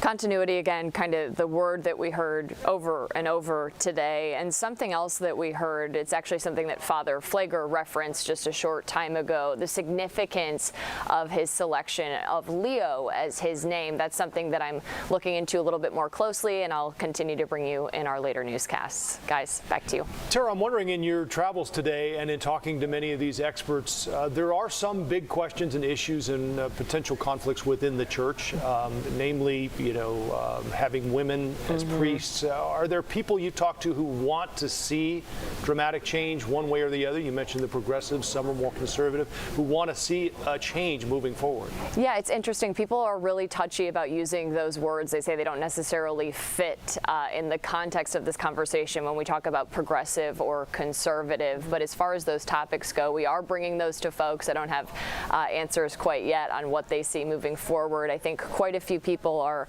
almost couching this at the moment, and they kind of want to see those first steps that this new pope takes. The direction that he takes will kind of give us more of an indication. But of course, we're still chatting with folks, and hopefully we'll have those answers for you in a little bit. Yeah, great. Curious to hear more about the Leo selection as well, Tara, so we'll see you later for that. Thank you. We're getting reaction in from President Trump, who issued his congratulations to the new pope this afternoon, writing, "It is such an honor to realize that he is the first American pope. What excitement and what a great honor for our country. I look forward to meeting Pope Leo XIV. It will be a very meaningful moment." Then international reaction coming in. This from Ukrainian President Volodymyr Zelensky, saying Ukraine highly appreciates the consistent position of the Holy See regarding the adherence to international law, the condemnation of the military aggression of the Russian Federation against Ukraine, and the protection of the rights of innocent civilians. Russian President Vladimir Putin sent a congratulatory telegram to Pope Leo saying, "I wish you, Your Holiness, success in fulfilling the high mission entrusted to you, as well as good health and well-being." As Cardinal, Robert Prevost visited our area many times. He celebrated Mass numerous times at St. Rita High School on the southwest side. And students there remember meeting him, so we spoke with them today. I have no direct connection with Pope Leo himself, but I do have a connection with his brother, John Prevost. He was actually my old middle school principal for 1 year, and he was a principal at my school for a long time, but he came back. And I actually just found this out today that he actually said a Mass. That was at, I think, in 2015. So I think for me, it's kind of a full circle moment. I actually was at a Mass that the Pope has said. So I think it was pretty cool just finding out. And even someone I work with was able to be confirmed by him. That's correct, yes, I did actually get to meet him. It was a great time meeting him, but it was actually here in Chicago, in New Lenox. You met him here in New Lenox? It was in New Lenox, yes. Okay, so walk me through that. How did this happen? So Father Tom, he went to a mission trip to Italy. It wasn't a mission trip, it was just going out with a pilgrimage to Italy. And he was there, and I'm like, oh, Father Tom, it would be a great time to just meet him. And I'm like, okay, yeah. And he actually sent me a form saying that I could meet him, and I got to meet him. He was about the same height as me, but he was a great man, gentle soul. Oh, wow. It's incredible to think that there are thousands of people around our area today realizing not only if it was a long-time childhood friend, all the way up to going to a Mass or just interacting with the new Pope. They're realizing today that that's what that moment was. Or having a meal.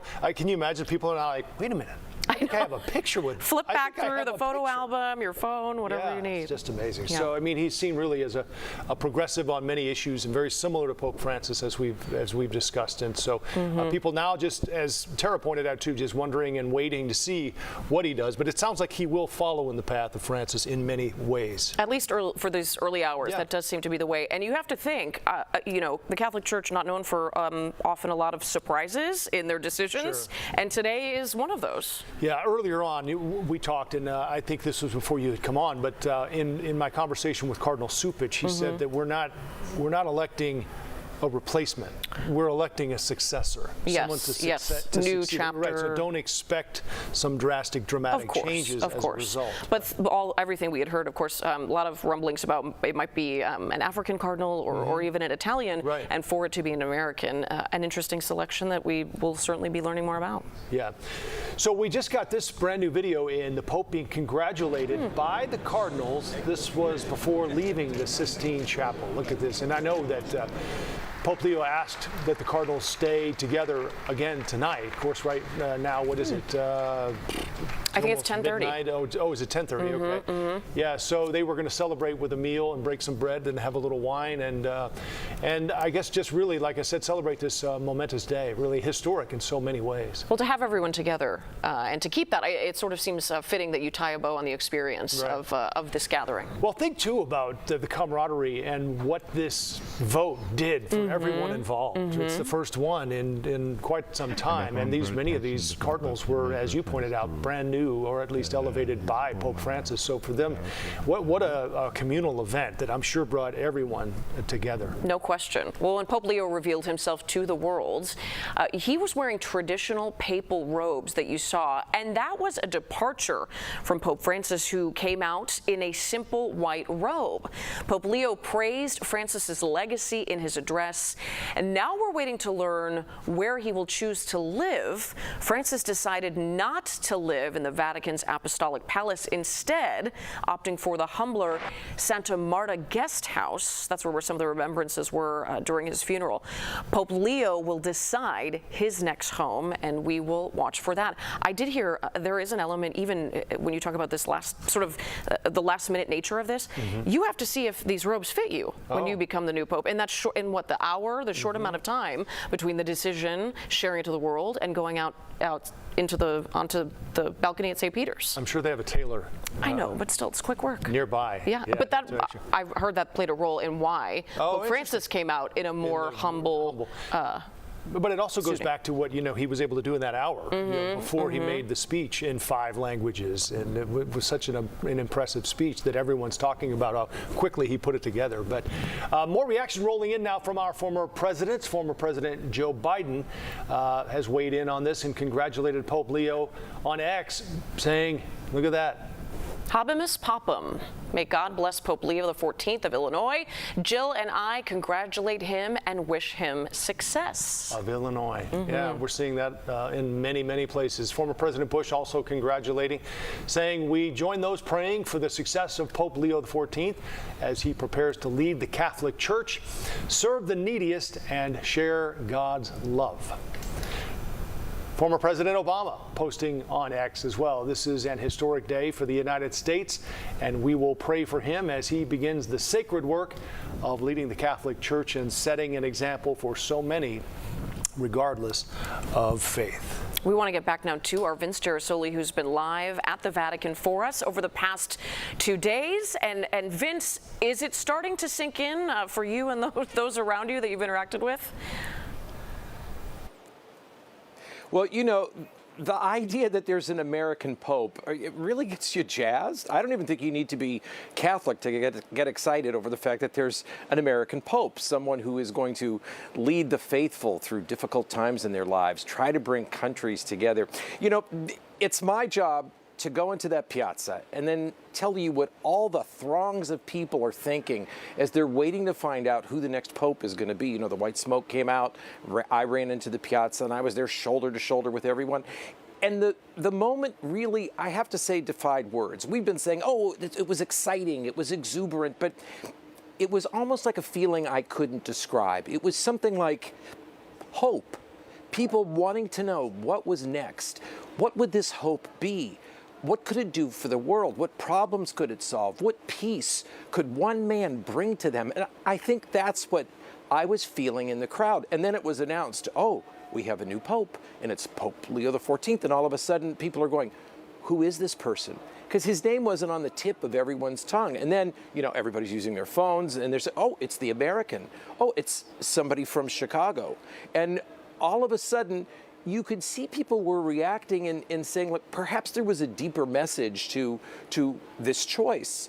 You could look at it as a message, global message that is beyond the church, or you could look at it as a message within the church, trying to pull people together with perhaps a little more centrism, but still honoring both sides of the church that are worried and working on its future. That's what I was experiencing in the crowd, and like I said, I couldn't quite explain it. All I do know is there really was this sense of joy that I felt, and I had a chance to meet up with a young fellow from Chicago. He's studying at Notre Dame University. He was here on a semester. He's from Lincoln Park, and he went to DePaul Prep. And just take a listen to what he had to say. The new Pope, in addition to being American, was born in Chicago and raised in Chicago. Why is it so awesome? Because Chicago, the people in Chicago, the culture is unbeatable. The people are the most welcoming, the most, I don't even know how to say it. It just makes me proud to be a Chicagoan. It makes me proud to have the first American Pope. It's so cool to be here. I love everything that the city's about. Did you ever expect something like this, an American Pope? No, I did not. Everybody was talking about the favorites, not being the American. So hearing Americano whispered throughout this crowd, having one of my friends be the Italian translator, figuring out who it was, like this is super exciting. Where are you from in Chicago? I mean, just imagine it. Keep listening to what he said. There's an American Pope. Who expected it, and what will it mean? I think it's anybody's guess. There are so many meanings and messages that could come from a pope that was selected, who was born in the United States, but spent so much of his time away from the United States as well, in Peru, working here at the Vatican. So many messages to point there, but I think we have to look at what he chose to say first to the crowds out there. He chose to say, peace be with you. And he used that Italian word tutti, with everyone. That's part of the Mass, but it was important that he say that to everyone. And then he spoke about peace in the world in a global sense, to work against wars. And he continued to talk about bringing everyone together. And then I've had people texting me saying they came to tears when he asked the entire crowd to pray what for Catholics is a very sacred prayer, the Hail Mary. And that was another moment. You could feel the entire piazza come together in hope for the future. And I mean, what does a pope mean for someone? The pope means what we might need. The pope can help fill a void. Maybe the pope is more than faith. Maybe the Pope is something that can bring our family back together. Maybe the Pope is someone that can just make us live another day and not worry about where the next paycheck is coming from. Really, those are the things that impact everyday families, with the choice of a man who is a world leader and has the chance to impact the lives of 1.4 billion people on this planet. And I'm going to leave you with this. I love those pictures I've been seeing from back home. It's the Bears flag, and it says, "Da Pope." If I know people from Chicago, nobody's going to let go of this anytime soon. No, not at all. No. Hey, Vince, before we let you go, you were at the Quigley Center when I interviewed Cardinal Cupich after Pope Francis's passing. I asked Cardinal Cupich at the time, which I wasn't sure was an appropriate question, but several people had asked me on the way in, is there any chance you might be the next Pope? And he said, well, whoever believes that might want to double their medication. I'm just curious if you were able to talk with Cardinal Cupich about this possibility that Pope Leo, someone he, I'm sure, knows very well from the Chicago connections, was a possibility. Yeah, I haven't had a chance to speak to the Cardinal for a few weeks, hoping to catch up with him and get his immediate reaction in the days ahead. But this is what I can say, is that Cardinal Cupich is a very prayerful man, a very faithful man, and I'm sure that he went into the conclave hoping for the best, hoping that the group of cardinals there would make the best decision for everyone and make a decision that would make a difference in people's lives. And as Cardinal Cupich guides the Archdiocese of Chicago, his time there is very similar to the previous Pope, Pope Francis. They shared many of the same ideas and goals and world vision, and I'm sure that's what Cardinal Cupich brought into the Sistine Chapel when he was involved in choosing the next Pope, and we now have our new one, Pope Leo XIV. We do. Vince, I haven't heard a lot of people talking about this yet, so I wanted to get your reaction. Pope Leo's age, 69 years old. When Pope Francis was elected, he was 76. When Pope Benedict before him was elected, he was 78. So it's actually fairly remarkable to say he's a young pope. Have you heard any talk about that?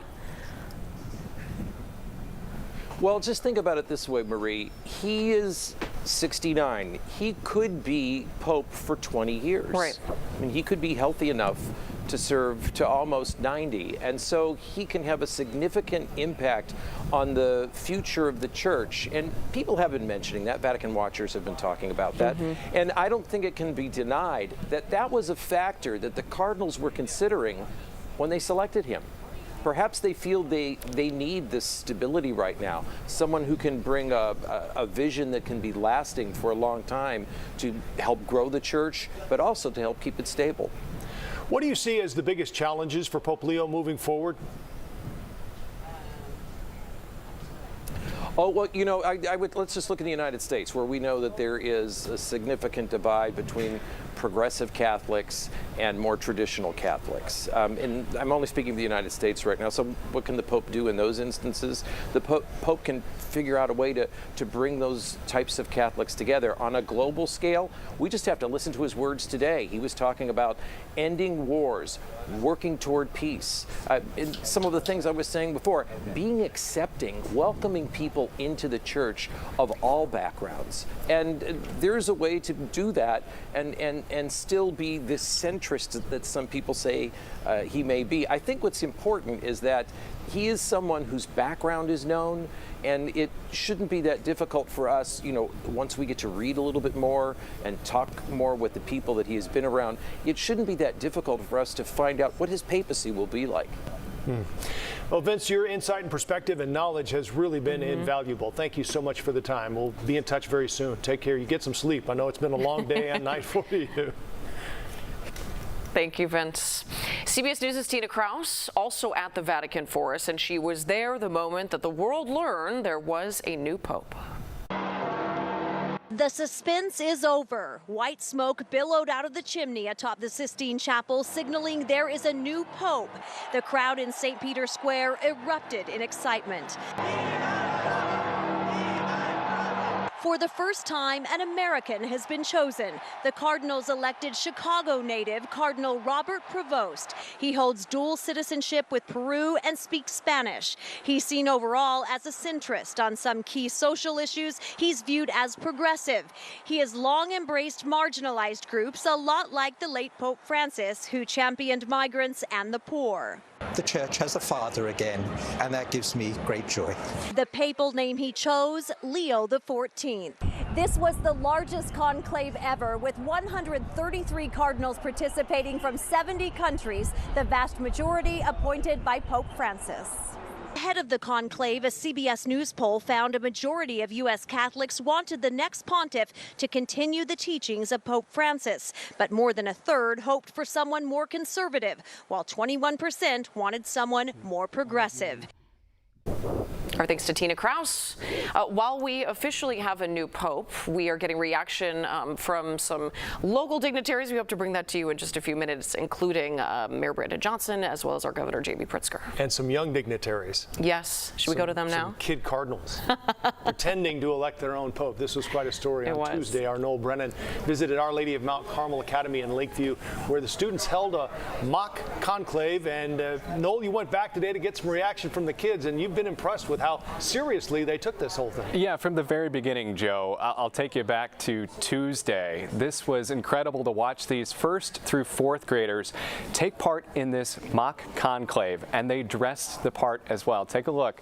All of them were dressed up as cardinals. There were 20 of them.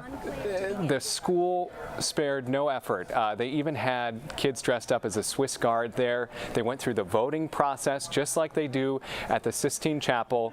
A teacher at the school, he came up with this idea years ago. About 10 years ago, he wanted to do something special for his students. When Pope Francis passed away, that's when he put this plan into motion, and they put together this mock conclave for all the students. They had 3 rounds of voting. They had a snack time as well with some goldfish there, and they ended up electing one of their own, 4th grader, Augie Wilk, to be their pope, and he chose the name St. Augustine. I came back to the school today to chat with Augie and one of those cardinals who helped elect him to get their reaction to the new pope. We kind of know what it feels like. We know what it feels like to be a cardinal and shouting and screaming. He knows what it feels like to be pope. He's the first to be doing what he's doing. Like, this is the first and probably maybe only to be from USA. And it's really special that he's from Chicago. I think he's feeling a lot of joy, but he's also ready to take on the big responsibility of being pope. So those kids actually skipped their recess today to watch all of the news coverage of this, and they were so excited when they saw that white smoke billowing, and when they learned that it was a pope connected to Chicago, they erupted in chants of USA, USA. As far as the mock conclave that they put together and all those elaborate costumes, guys, the school let all of those kids keep the costumes as mementos, and those 2 kids I talked to today say they now know exactly what they're going to be for Halloween this year. I had a feeling there might be a whole class party of future cardinals come Halloween. Noel, were you able to speak with the teachers a little bit about what their hopes were for the impact that this exercise would have on these students? Yeah, absolutely. Talked to several of the teachers there, and they really put an emphasis on experiential learning, giving these kids an opportunity to walk in other people's shoes, to better get a grasp of a concept like a papal conclave, which is something shrouded in a bit of mystery. And when you walk in a cardinal's shoes, and not only the shoes, but wear the robe and the hat, these kids felt like they really had a deeper understanding of what those cardinals went through inside the Sistine Chapel. All right, Noel, thanks for the update. We will have continuing team coverage of Pope Leo and his many connections to Chicago, outlining all of that in our news coming up at 4 o'clock. Yeah, first though, I got a chance to talk with Nora O'Donnell from CBS News a little earlier today about a number of issues, especially what happened today. She was there for it, what it means for the world and Chicago in particular moving forward. Here's some of our conversation earlier. Nora, it's great to have you. I guess let's start with the emotions you felt and everyone there felt when you saw that white smoke. What an extraordinary moment.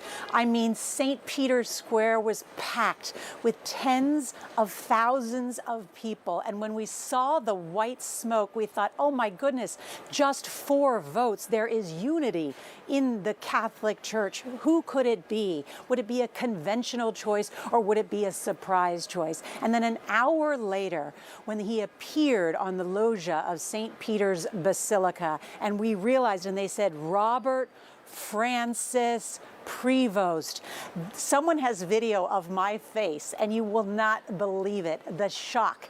You know, as we've been talking to experts all day long, just a funny fact is that at 10:47 local time here, which is about 8 or 9 hours ago, I actually asked for more research on him because I thought, well, maybe there is a chance that Cardinal Prevost would end up the next pope. And then when we learned Pope Leo XIV, I mean, this is groundbreaking in many ways. You know, I interviewed Pope Francis 1 year ago, a revolutionary pope who waded into these hot button issues, who was pushing the Catholic Church in new directions. Some people found that great. They thought, wow, this Pope Francis, he's more inclusive. But it rattled a lot of cages here at the Vatican. And so a lot of people thought they would look for someone who's perhaps more calm. And it turns out that Pope Leo XIV is now viewed as a bridge between the conservatives and the progressives. Just look what he was wearing. That stole that he had on was a nod to the traditionalists. But at the same time, I think if you look at Father Bob, as he has been known, he is a missionary. He is a parish priest. He is a teacher, a man who speaks 5 languages, and then on top of that, reads Latin and German. This is an intellectual and a really, I think, interesting choice. At 69 years old, could be a pope for decades. Cardinal Blaise, I interviewed Cardinal Blaise Cupich here from Chicago before he left for the conclave, and something you touched on there, he touched on, which was they are not necessarily selecting replacement as they are a successor. He made that clear. This is, in his opinion, going to be a successor to what Pope Francis had established. I'm wondering if you can put into words the magnitude of this selection being the first pope from North America and the USA. Oh, it's striking, isn't it? I mean, look, we've never had an American pope before. Pope Francis himself was the first in many ways. You know, that primetime special that we did that you can still get online, we called it Pope Francis I because he was the first pope to choose the name Francis. He was the first Jesuit. He was the first from the Americas. So that set the world ablaze. Now we have this first American pope who speaks so many languages, who is this missionary. And so I think it's important to remember that, because while the Pope is also the Bishop of Rome and the leader of the smallest sovereign state in the world, the Vatican, at the same time, the Holy Father has a moral authority and power that goes beyond the Catholic Church to speak about the issues of peace, right? To speak about these larger issues, even as Pope Francis did, issues like climate change, at a time when the world is at a fractious place. The Cardinals just a couple days ago in their last joint statement talked about the need to bring peace and a permanent ceasefire to Gaza, to Ukraine. So they were talking about those very weighty issues. So I think it'll be interesting to see how Pope Leo XIV walks into that role, not only as a leader of the Catholic Church and the more than 1 billion Catholics around the world, but as a global leader that meets with world leaders, perhaps provides them counsel on some of the most difficult issues of the day. And I think one issue not to overlook is just this week, the Wall Street Journal had a pretty in-depth investigative piece on the financial problems that are plaguing the Vatican here. They're having trouble. They are in deep debt in terms of paying many of the pensions of the many people that work inside the Vatican, and some of the problems that they have had in terms of the old ways they do things within the Catholic Church. And so by choosing Cardinal Prevost, they have chosen a governor, not just a parish priest, but a governor. I mean, it turns out he was a math major at Villanova. So in many ways, he fits so many different things that the Catholic Church needs at this time in terms of fitting all the bills. It's a lot, right? It's a lot to sort of be this moral authority in the world and to be a governor to sort of right the Catholic Church at times and to help deal with what are the dwindling numbers of Catholics across the world, and certainly in America, while there's growth in Asia and Africa, but in terms of reaching out and that inclusiveness that some people think as the Catholic Church maybe should change or go back to its traditional roots. Jim. Right. Yeah, that's a great point, Nora, and one I wanted to ask you a little bit more about, because the celebration is on tonight. I understand the Pope has asked the Cardinals to stick around for another night. They're going to share a meal tonight and break bread, if you will, and as I understand it, perhaps open a bottle of wine or two to celebrate this momentous day. But you mentioned the sort of divisions around the world, and we know certainly politically here in the United States there are divisions, but there are also divisions within the church. We knew that going into this vote. There were several Catholics, I think in fact the CBS News polling had it at about 30% who wanted a more conservative pope, and then there were others who wanted a more progressive pope, and then the majority of them did want sort of the continuation of what Pope Francis had built. How does Pope Leo deal with the fractions within the church, do you think? It's a terrific question. Is the Catholic Church at a crossroads? And many people were looking at this vote as a referendum in some ways on that exact issue. Would they choose continuity, or would they choose change? I spoke with one of the other, there's only two other Jesuits who are cardinals, Cardinal Turney, and he said it's not a choice between continuity or change, it can be both. He told me this several days ago, it can be both. It's how to move the church forward. And I think they have chosen in Cardinal Prevost a bridge builder. That is what the word pontiff means, right? Someone who can build the bridge between these divisions in the Catholic Church. And so while Pope Francis is so popular, certainly in America and around the world, even I, in this last week in being here, didn't realize how much really he kind of shook the cages here at the Vatican. And some of the traditionalists didn't love it. They were looking in this new Pope for someone perhaps a bit more calm. And so I think in Pope Leo XIV, they have chosen someone who has been described to me as pragmatic, cautious, discreet, balanced, reserved, authentically humble. I'm looking at my notes for all the adjectives that has been described to me, a moderate. All of those things, I think, that were likable, and why these cardinals said this is the man to lead us into the future and to show that there is unity within the church at this very critical time, where perhaps these cardinals, based on their public statements, believe that the Catholic Church can be more than just a leader for Catholics, can be a moral voice, as I pointed out, on these very important issues globally that deal particularly with the issues of war and peace, and to some people, how we treat the other.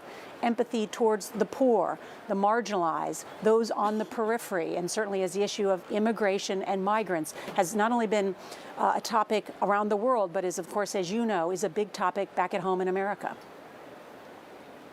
Nora, that is just a fantastic perspective on a very complicated question. You handled it very well, and I think probably you are among the best to talk to at this point, knowing your history with Pope Francis and your ability to interview him.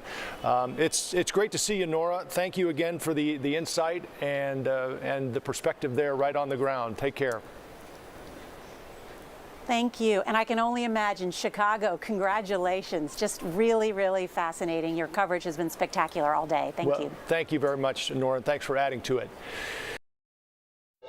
This is CBS News Chicago. Right now at 4, an historic day.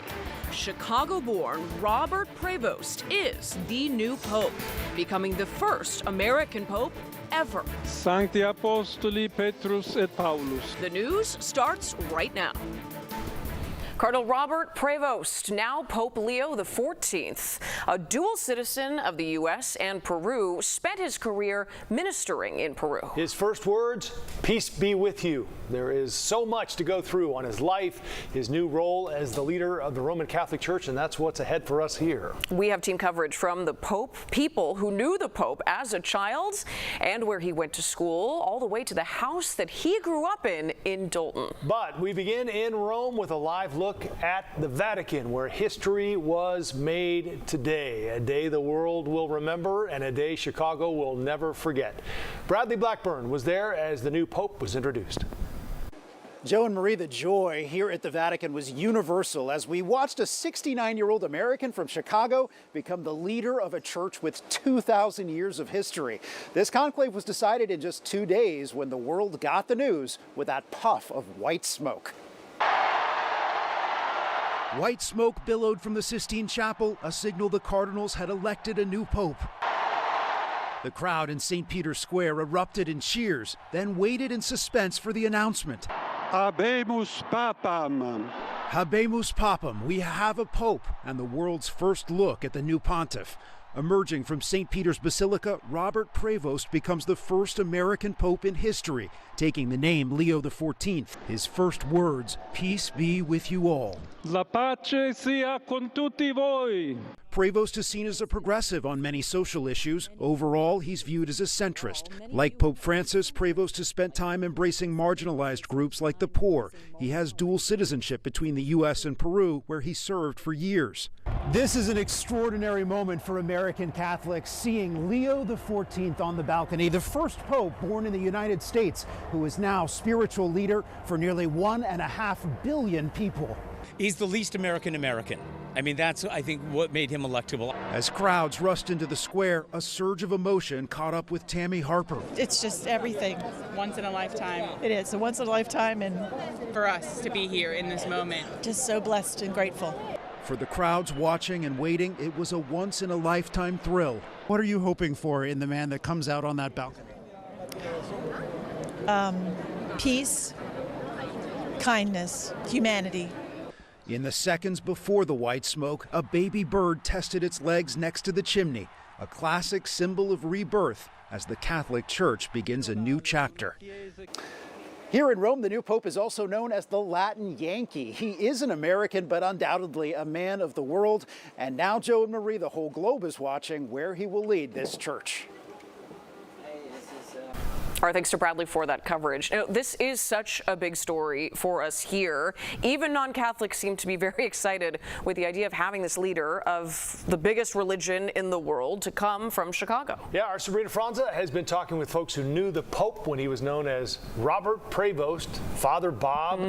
But you had a heads up about this yesterday. You did the story previewing him about him being a potential candidate, and now here we are a day later and he is. And so many people had doubts that an American might be Pope. Right. And it's so interesting. His experience in both Chicago and in Peru made him so electable that 2/3, at least majority of the Cardinals chose him to be the next leader of the Roman Catholic Church. Robert Prevost, he was born in Chicago in 1955. He spent his boyhood years in South suburban Dalton, attending the now closed St. Mary of the Assumption Church. He would attend seminary at the Catholic Theological Union on Chicago's South Side. Prevost spent the bulk of his ministry in Peru with some assignments in Chicago as well. Now, of course, he is the spiritual leader for Roman Catholics around the world. I spoke with a friend of the man we now know as Pope Leo XIV. I'd say, God bless you. I'd say the Holy Spirit is working. And I'm just very happy for the church. And I'm very respectful of him for taking on this kind of responsibility because it's an awesome role, an awesome burden that he's taking on. You seem a little emotional just talking about it. You know, walk us through the way that you're feeling right now. When you know someone who, you know, has done all the things that Pope Leo has done, and you know them from the beginning, you kind of think, this is simply amazing. And God's grace is eminent. It's right here, working within us. And for that reason, I'm joyous and kind of overwhelmed, quite frankly. You can just hear how emotional he is when he was speaking. Just the thought of they started their ministry together, learning how to be priests, and now one of the folks he graduated with is Pope.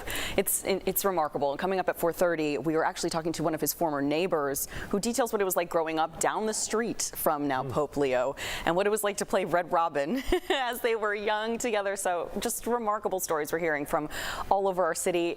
It's amazing that these voices are coming from a few blocks away. As surprised as everyone was at St. Peter's Square, do you think the people you talked with yesterday in anticipation of this were just as surprised, or do you really think they thought this might actually happen? I think it's just been so publicized that there might never be a pope from the U.S. simply because of its position as a world power. So when this happened, I keep hearing people saying they're falling out of their chairs. They're just so shocked and excited. But you know, it's promoting that idea of unity that I think the Catholic Church has been moving towards, and that just is a symbol of the vision for the future. And we will see how he carries it. Serena Franza, thank you so much. Thanks, let's turn now to our Suzanne Lemignot. She has been at Chicago's Holy Name Cathedral all day speaking with parishioners. Hi, Suzanne. Marie, Joe, those parishioners shedding tears of joy. Now, I want you to watch something. The reaction inside the noon mass when the announcement was made.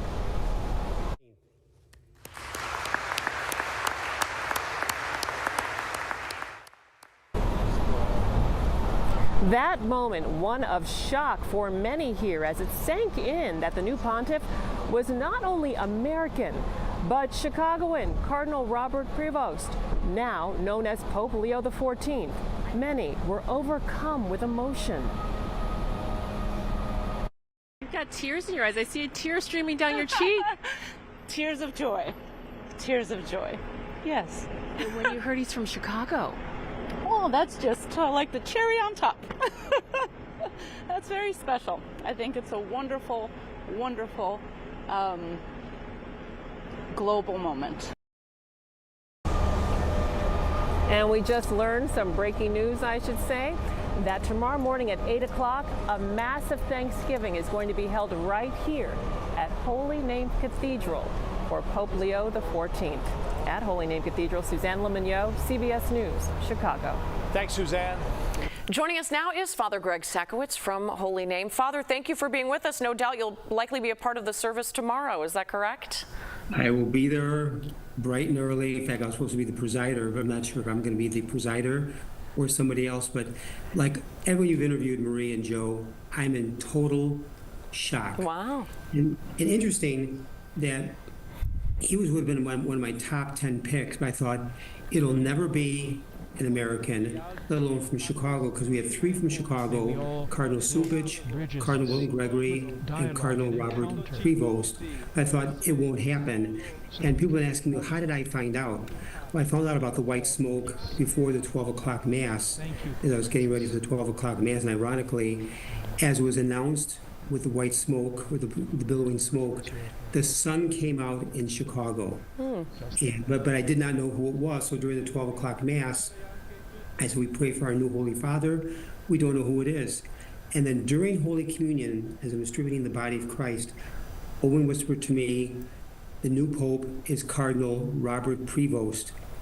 That's how I found out, distributing Holy Communion. And so at the end of Mass, as you saw on the screen, I announced it, and the place erupted knowing that he was from Chicago, which I think is, we're all just very happily surprised and American. Yeah, I'm guessing, Father, you didn't actually have your phone on you to get the push. Yeah, the alert. Right in the middle No, of I Mass. kept the phone back of the sacristy. Yeah. I was tempted.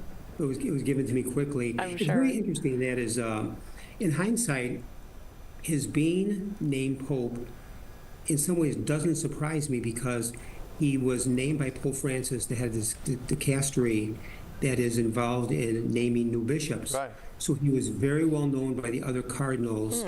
He was picked by Pope Francis. I think he'll be in that same line or mode. And he's very kind, gentle. Now, I've never met him. I did find out he is a big Chicago Cubs fan. Okay. I'm a big Chicago White Sox fan, but I don't cheer against the Cubs unless they play the White Sox. But with Chicago roots, that is really incredible. We're all just overjoyed. We're happy. Yeah, for folks who are just sort of starting to marinate on this, Father, how would you describe the magnitude of this, what it means to have a Pope not only from the United States, but for us from Chicago? Well, I think the fact that his roots are from Chicago is incredible. We all have to know this. He's following in the line of Peter, the first Pope in succession. He's really Pope of the entire world, who happens to be from Chicago. But being Chicago, born and raised, he has spent a good part of his time in Chicago. But people forget, he has also spent much of his priesthood in Peru, in Latin America, and in also Rome. So he has his foot in many areas. But I just think what known as like a local homegrown, there's always that extra little excitement. May we all sure, very special. Lastly, Father, if I can ask, I know we're in the first few hours of Leo's papacy. What did this selection tell you about the future of the church? I know it's a big question, but curious for your early reactions. Early reaction, his very name, Leo XIV. We have to remember the last Pope named Leo was Leo, of course, the 13th, who was Pope between 1878 and 1903, were the longest reigning popes for 25 years. But the key is, for Pope Leo XIII, in 1891, he wrote an encyclical entitled Rerum Novarum, which dealt with social justice, taking care of the poor, wages. And so the first thing it tells me about the Cardinal or Pope Leo XIV, he'll be about social justice, he'll be about immigration, he'll be about human rights. And so usually the successor's name follows the predecessor in some ways.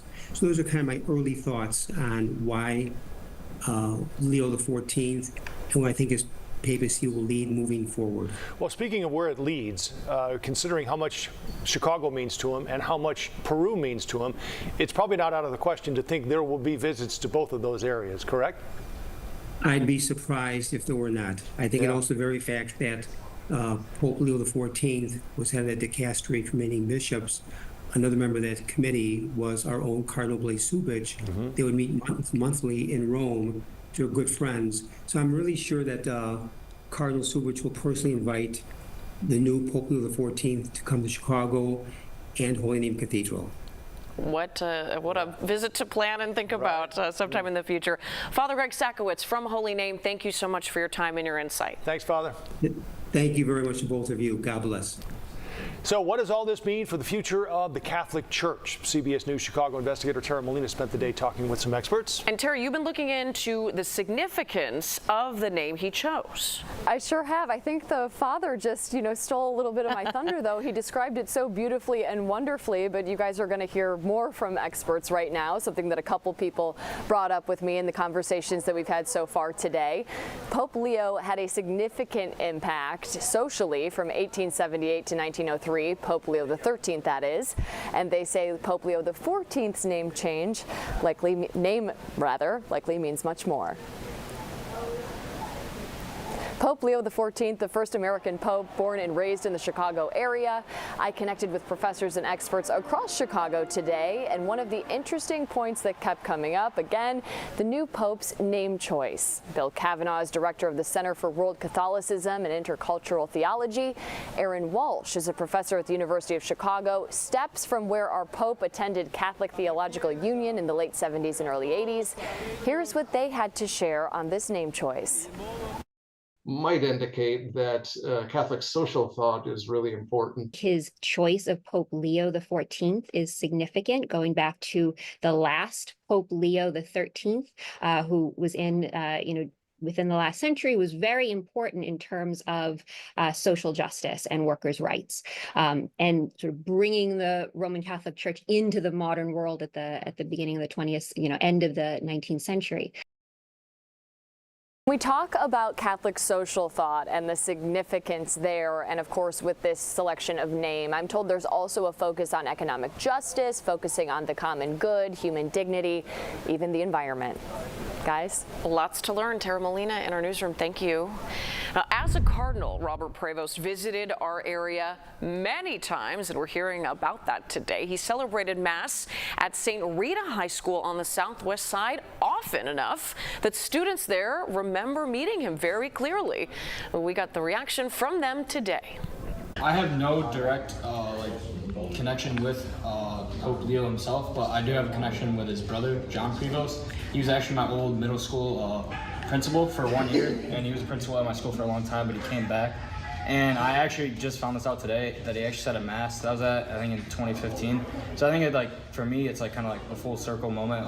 I actually was at a Mass that the Pope has said. So I think it was pretty cool just finding out. And even someone I work with was able to be confirmed by him. That's correct. Yes, I did actually get to meet him. It was a great time meeting him, but it was actually here in Chicago in New Lenox. You met him here in New Lenox? It was in New Lenox, yes. Okay, so walk me through that. How did this happen? So Father Tom, he went to a mission trip to Italy. It wasn't a mission trip, it was just going out with the pilgrimage to Italy. And he was there, and I'm like, oh, Father Tom, it would be a great time to just meet him. And I'm like, okay, yeah. And he actually sent me a form saying that I could meet him, and I got to meet him. He was about the same height as me, but he was a great man, gentle soul.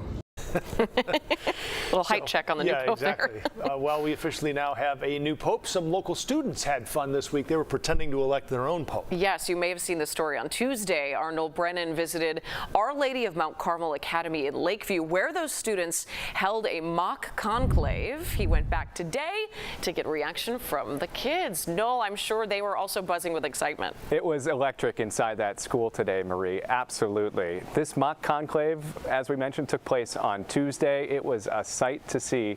Just take a look at what all of these kids looked like the other day, dressing up the part as cardinals. They had intricate costumes. The inside of the school was decked out to look like the Sistine Chapel. They went through this mock conclave process, and they elected one of their own to be Pope after 3 rounds of voting. And it was a 4th grader, Augie Wilk, who got 2/3 of the vote, just like in the real thing. And he actually came outside and greeted the masses of people, all of his fellow students outside of the school. A really, really neat story to tell. And of course, I had to go back today to ask them their reaction to Pope Leo XIV. And here's an idea of what it was like inside the school when they learned that news.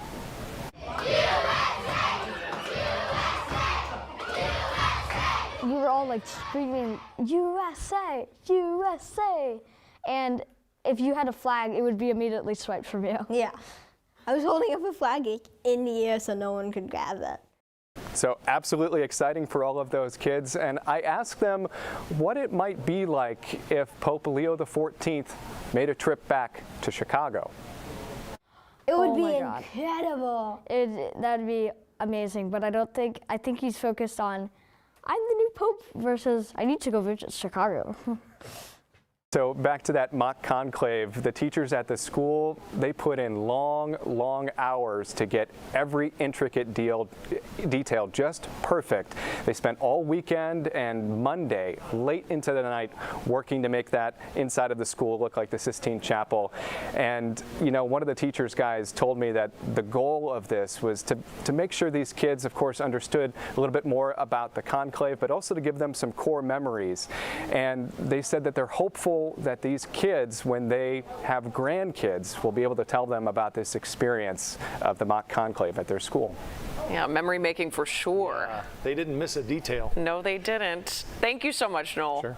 Our Vince Gerasoli was at the Vatican when the Chicago native became Pope. Vince has had a long day and night, but he is with us live now. And Vince, tell our viewers what it was like to witness that moment in person.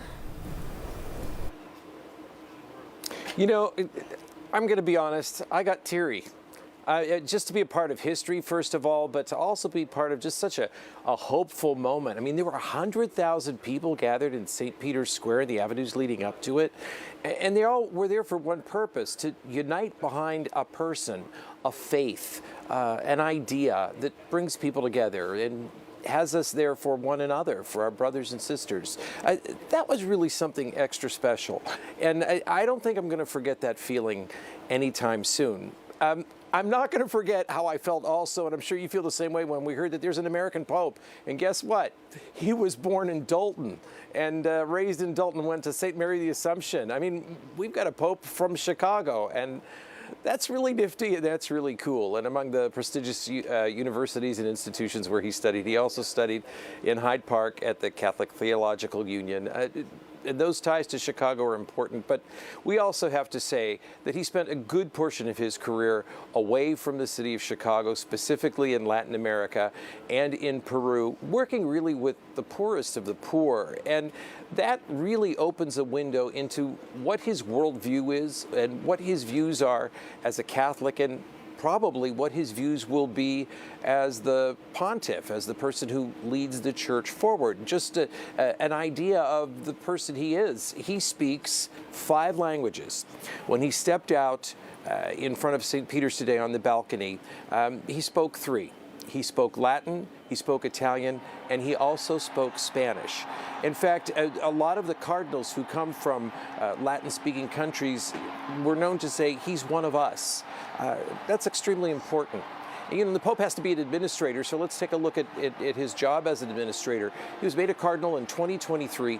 He came here to the Vatican, and he was responsible, it's this big fancy word, he worked in the dicastery for the office that was sort of recruiting bishops, vetting bishops. What did that do for him? That gave him a chance to form one-on-one relationships with a good portion of the people who are driving the Catholic Church right now, who are the people who are deciding what's important for their individual communities, and also for the people who are following sort of a pastoral path. And that's one of the things that his predecessor, Pope Francis, worked so hard on, was to make sure that those who were in positions as cardinals or as bishops were also pastors. So we need to celebrate the fact that he's an American, but also keep these other facts in mind and how that might influence his worldview and the direction the church takes in the future. Vince, everyone is watching, and in a way, I guess you could say the world is watching and listening. So what happens next? How does this work for a brand new pope to go out knowing that everyone is listening, looking for clues about how he will handle his papacy? What happens next, and how will we learn ultimately what he's going to do or potentially change moving forward? Well, I think one of the most important things is the same thing we do with the President of the United States. Where is the first country that the President visits? And what message does the President want to give with that visit? And that's something that we will look toward with this Pope. It wasn't his first visit, but we do know that Pope Francis, his predecessor, visited Asia to help spread the message that even though the Catholic population in Asia was quite small, it was an important place for growth. So I would say that would be one of the most important things to see with Pope Leo is where will he visit? What will his outreach be? And also take a look at some of his next appointments. There will be vacancies for cardinals and bishops, and that will be very telling in the months ahead. Vince Girasoli live from us from St. Peter's Square. Thank you, Vince. Thanks, Vince. Stay with us for continuing coverage on the new Pope. We'll have a live report from outside his childhood home coming up. And following a sunny and brisk afternoon, the winds will be dying down tonight as temperatures drop quickly, mid-40s by 10 p.m. in Chicago. And by tomorrow morning, far northwestern suburbs are in a frost advisory. Coming up, how cold it gets for you tonight, and when over Mother's Day weekend we'll enjoy much warmer temperatures.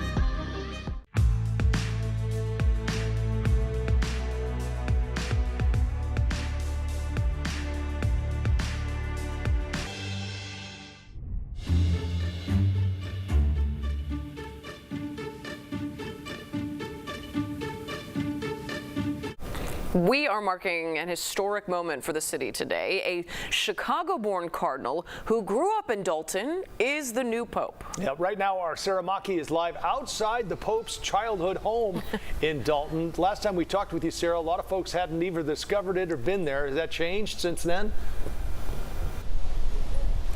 Oh, word is spreading for sure, you guys. And I know that we're all calling him Pope Leo XIV, but here, a lot of people say they know him as Robbie. A lot of people also saying some words to us like humble and hardworking. That is how people are describing the Pope's very earliest beginnings, people who knew him, and also fellow Catholics just stopping by his childhood home and his childhood parish. Now, we started at St. Mary on South Layton in Chicago's Riverdale neighborhood earlier today. The church is long closed, but the excitement of it all, to visitors, they found it's still standing. Visitors and neighbors are now telling us they wonder what this means for the building, telling us they hope that the church will renovate it, maybe even open it up again once for Mass to continue there. In their biggest dreams, they've been telling us maybe the new Pope would even come and lead a Mass. At his childhood home, it was a big surprise to the neighbors here. One woman even stopped by. She says this is her old block, where she knew the Pope as Robbie. When we were little, besides riding bikes, these guys and the guys over there that lived in that house, okay, and we used to play Mass. I'm serious, we used to play Mass, okay, and you know how kids role play? All right, and there used to be, they still have them, little candies. They're like little wafers, but inside they're beads, and on the outside they're like little flying saucers. You know, they candy. We'd break them apart and we'd pretend, you know, play, and we'd use those as the hosts.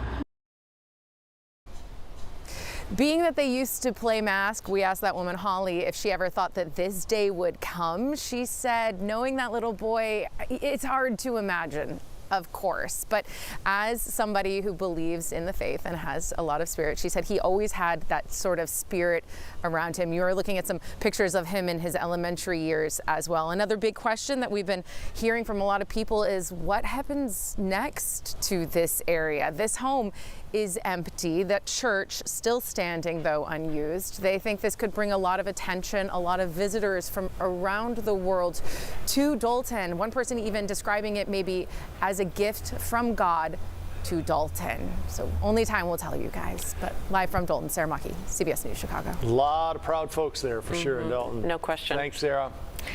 We now want to turn to our first alert weather as we take a beautiful look outside on this sunny afternoon.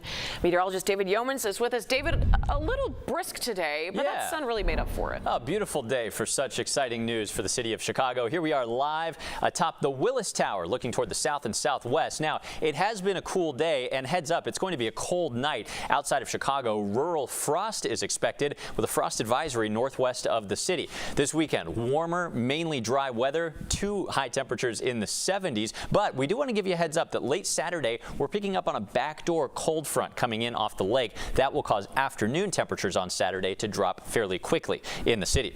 Overnight tonight, close to 40, some upper 30s in Chicago, but north and west of the city, south of the city, and especially over in northwest Indiana, from what I'm looking at, we could see some frost with middle and upper 30s likely. With that said, this will not be a big killing freeze, but if you have sensitive plants already in your garden, be warned. This weekend, total reversal in the temperatures. 73 on Saturday with just a slight chance of rain. On Sunday, Mother's Day, of course, a little cooler by the lake with light east winds, but it will be picture perfect. 76 under mostly sunny skies. If you have plans on Saturday, this is the detail on the backdoor cold front that we're tracking. Early afternoon, it's quite warm, but watch what happens with this lake breeze kicking in late in the afternoon into the early evening. By Saturday dinner, it could be in the 50s in the Loop and O'Hare in northwest parts of town, so take that into account for your Saturday dinner plans with Mom. Otherwise, Futurecast is showing a big ridge of high pressure over us on Mother's Day. We're watching a low pressure or a storm meandering our way early next week. That will replace the wonderful weather that we're seeing this weekend with not awful weather, but more clouds Tuesday and a few isolated showers and storms that are possible. Tonight's forecast, clear and cold, 39 degrees in the city with some frost inland. Tomorrow, wonderful weather, mostly sunny, 64, and a little bit cooler near the lake with the northeast wind continuing. After highs briefly touched the 70s on Saturday, falling late-day temperatures are expected. Next week, though, no falling temperatures. How about 3 or 4 days of 80-degree-plus temperatures? A few isolated showers or storms are possible Tuesday and Thursday, but overall, mainly dry weather will continue. Back to you guys. Looks good. Thanks, David. Much more coverage on the new Pope still to come here on CBS News Chicago. But now here's a look at what is ahead tonight on CBS Primetime.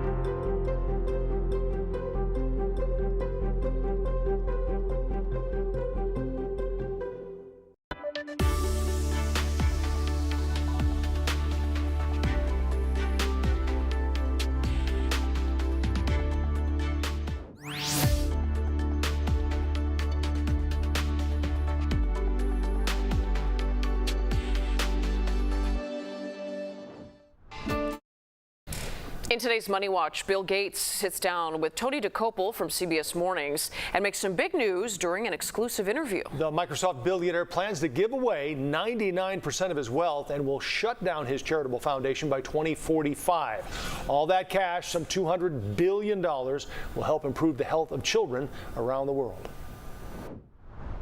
By deciding to spend all this money in the next 20 years, we can get a lot more done. I have to say, okay, this is, the last part of my life, and I'm a steward of these resources. I should make sure that it's well spent.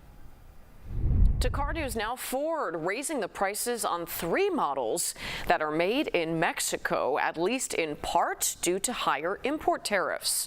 This will add up to $2,000 to the sticker price. The affected vehicles are the Bronco Sport, the Mustang Mach-E, and the Maverick. Our coverage of the new Pope continues, including a local nun who knew Pope Leo XIV. That's next.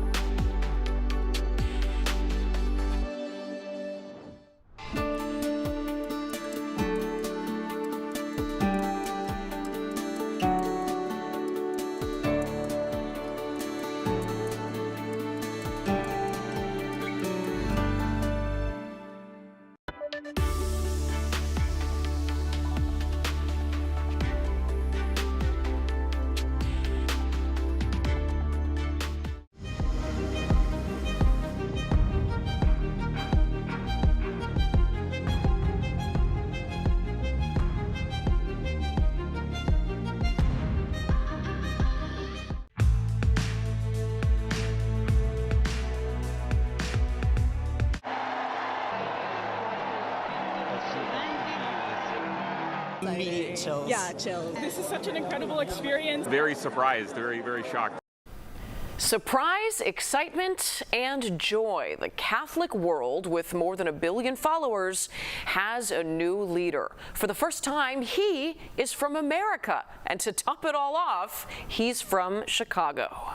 So in all the Pope coverage you're going to see, we guarantee you this is probably one of the more memorable stories you're going to hear from someone who knew him well. Our Sabrina Francis spoke with this woman who grew up on the same block as the boy she knew as Robbie, and even played Red Rover with the man who is now Pope. Can you imagine that? You play Red Rover with the Pope. That's incredible. Yeah. We'll never get over these childhood games, these childhood moments. But first, we want to take a closer look at the man who is now the spiritual leader for Roman Catholics all around the world. Robert Prevost was born in 1955 in Chicago. He grew up in Dalton, attending the now closed St. Mary of the Assumption Church. Prevost attended Catholic Theological Union on Chicago's South Side, and his ministry took him to Peru and to Chicago, where he largely focused on marginalized groups like the poor. But now we go way back to his childhood and to a woman who grew up on the same block as the man who became Pope today. I understand that it was probably a much different experience living on a block where you can all come out and play than it was we don't have the access to now. But just walk me through what that was like. It was just your typical blue collar neighborhood. Almost everybody on my street was Catholic, I will say that. And most of the kids, we all went to St. Mary's school. My family went to the public, but we were at St. Mary's for a short time. It was a nice neighborhood. Almost all the kids were around the same age, all born in like the early 50s. Mm-hmm. And we all kind of played together when, at night we do like the hide and go seek Red Rover stuff. But it was pretty, I guess, standard back then. We were just playing together as kids. I mean, everybody kind of just, got together and did, like I said, I played Red Rover with the Pope, so. I mean, just think about the sentence you just said. How does it feel to even speak those words aloud?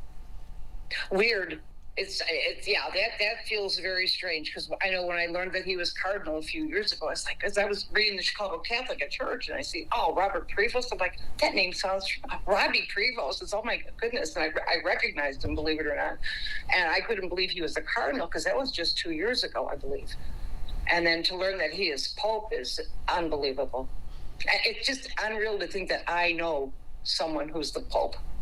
And you grew up in a way together in the same environment. What was it? Do you think that his roots in Chicago have influenced his career at all? And if so, how? His family was very, very devout Catholics. I will say that. The mom and dad both were.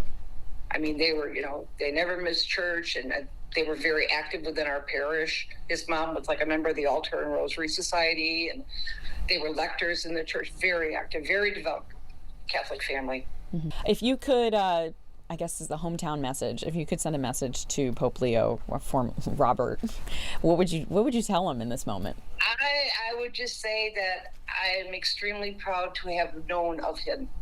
And God bless him in his work. That's all. I just hope he is a good and devout leader for the Catholic Church. We talk about how Pope Francis, he led his papacy by being so accessible, but how much more accessible can you get than playing Red Rover with the Pope? I mean, come on. No kidding. It's interesting to hear from her, and we're hearing this from a few people who essentially know him from the neighborhood, if you will. They're saying Prevost. Mm-hmm. We are saying Prevost because that is how Pope Leo said his own name today in front of the conclave as after his election. But I wonder, there might be a Chicago way of saying it, or it makes sense as he speaks, he was in Peru for so long, he speaks Italian, there might be a way that he's pronouncing it there. You made a good point, it might be the Spanish pronunciation from Peru. It would make sense, spelling it down there, that pre might be pray. P-R-E is more than pray, yeah. He speaks 5 languages, which is pretty remarkable. As an Augustinian, that's not surprising, but that is really just amazing that he speaks so many different languages. If he was also getting influenced by the Italian as well, that pray does make sense, but we should ask him to say roof maybe and see what happens. There we go. A list of local words, yeah. Thank you, Serena. One more thing. There's some question about whether he's a Cubs or Sox fan. Oh, His brother says he's a Sox fan. Seems like it is confirmed. He is, in fact, a South Sider, a Sox fan. I hear the roar of the crowd from the South Side right now. I know. Well, we'll see if he throws out the first pitch in one of the games. Can you imagine? Thanks, Sabrina. Thanks, Sabrina. Today, we visited St. Rita High School on the city's southwest side, where Robert Prevost visited several times, and we caught up with the school's director of community outreach, who's known the new pope for 40 years. Just a wonderful guy. He was a missionary in Peru, so he wasn't in Chicago too often, but he was here minimally once a year. And then he was the one who named me president of St. Rita High School when I was only 35 years old, so I'll never forget the trust he put in me as a young priest to give this big responsibility. Father McCarthy also says he emailed Bob, as he says, Tuesday, telling him he was praying for him and all the Cardinals. We now want to go to our Suzanne Lemonnier. She has been at Chicago's Holy Name Cathedral all day today, getting reaction from and speaking to parishioners. Suzanne? Marie, so much emotion displayed here when the announcement was made at the noon Mass today. Now, people gathered here really just filled with so much emotion. This is where some of the Roman Catholic faithful learned that Chicagoan Cardinal Robert Prevost was named as the new pontiff. Pope Leo XIV, as he will now be known, is also the first American pope, and that news brought great joy to those gathered here for Mass. We're Filipinos, and there's a talk that it might be a Filipino pope, but then he's an American, and it's so great. We did not lose our bet. What is your hope for him, and what are some of the things, as a devout Catholic, you hope that he addresses? I hope that as a new pope, he will be a humble pope and a pope that promotes peace, just like Pope Francis, with all the troubles going all around the world. We hope that he could be a unifying force, to have peace all over the world. And that hope for global unity was echoed among many parishioners here. By the way, a Mass of Thanksgiving for Pope Leo for his election is going to be held here at Holy Name Cathedral at 8 o'clock tomorrow morning. At Holy Name Cathedral, Suzanne Lemonnier, CBS News, Chicago. Thanks, Suzanne. As we've mentioned, the Pope studied at the Chicago Theological Union on Chicago's South Side. Today, staff and administrators understandably overjoyed to hear that one of their own will now lead the Catholic Church. Our Dave Savini is live at the seminary in Hyde Park, and he joins us now. Dave? Hey, Joe and Marie, we're learning a lot about the Pope today. He once walked these streets in Hyde Park, and now he's become the most notable graduate, Pope Leo XIV, the most notable graduate of the Catholic Theological Union located here in Hyde Park. And the president of the school here says he is a natural leader. My ears perked up in that moment when already people I was meeting there were talking about him as being papal material. That was almost 2 years ago. And so it's been with great interest. We've been watching what other people are saying about him. But he is an extraordinary leader. He's got a very keen intellect. He pursued a doctorate in canon law, which is not for the faint of heart. He has a heart of as large as the whole world. He has a heart that immediately gravitates to the people who are the most overlooked, forgotten, the people who are neediest.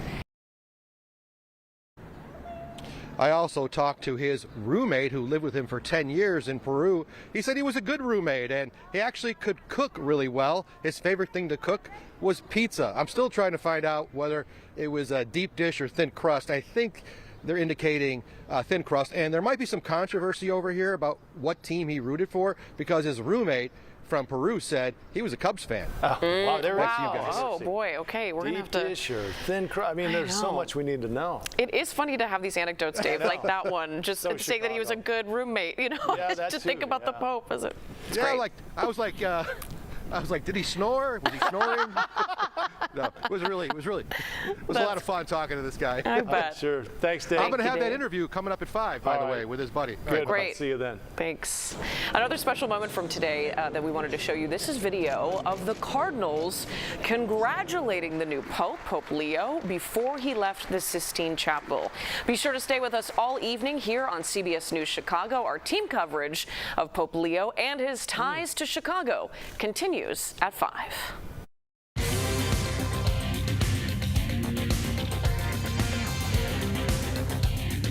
It has been a busy news day with the first American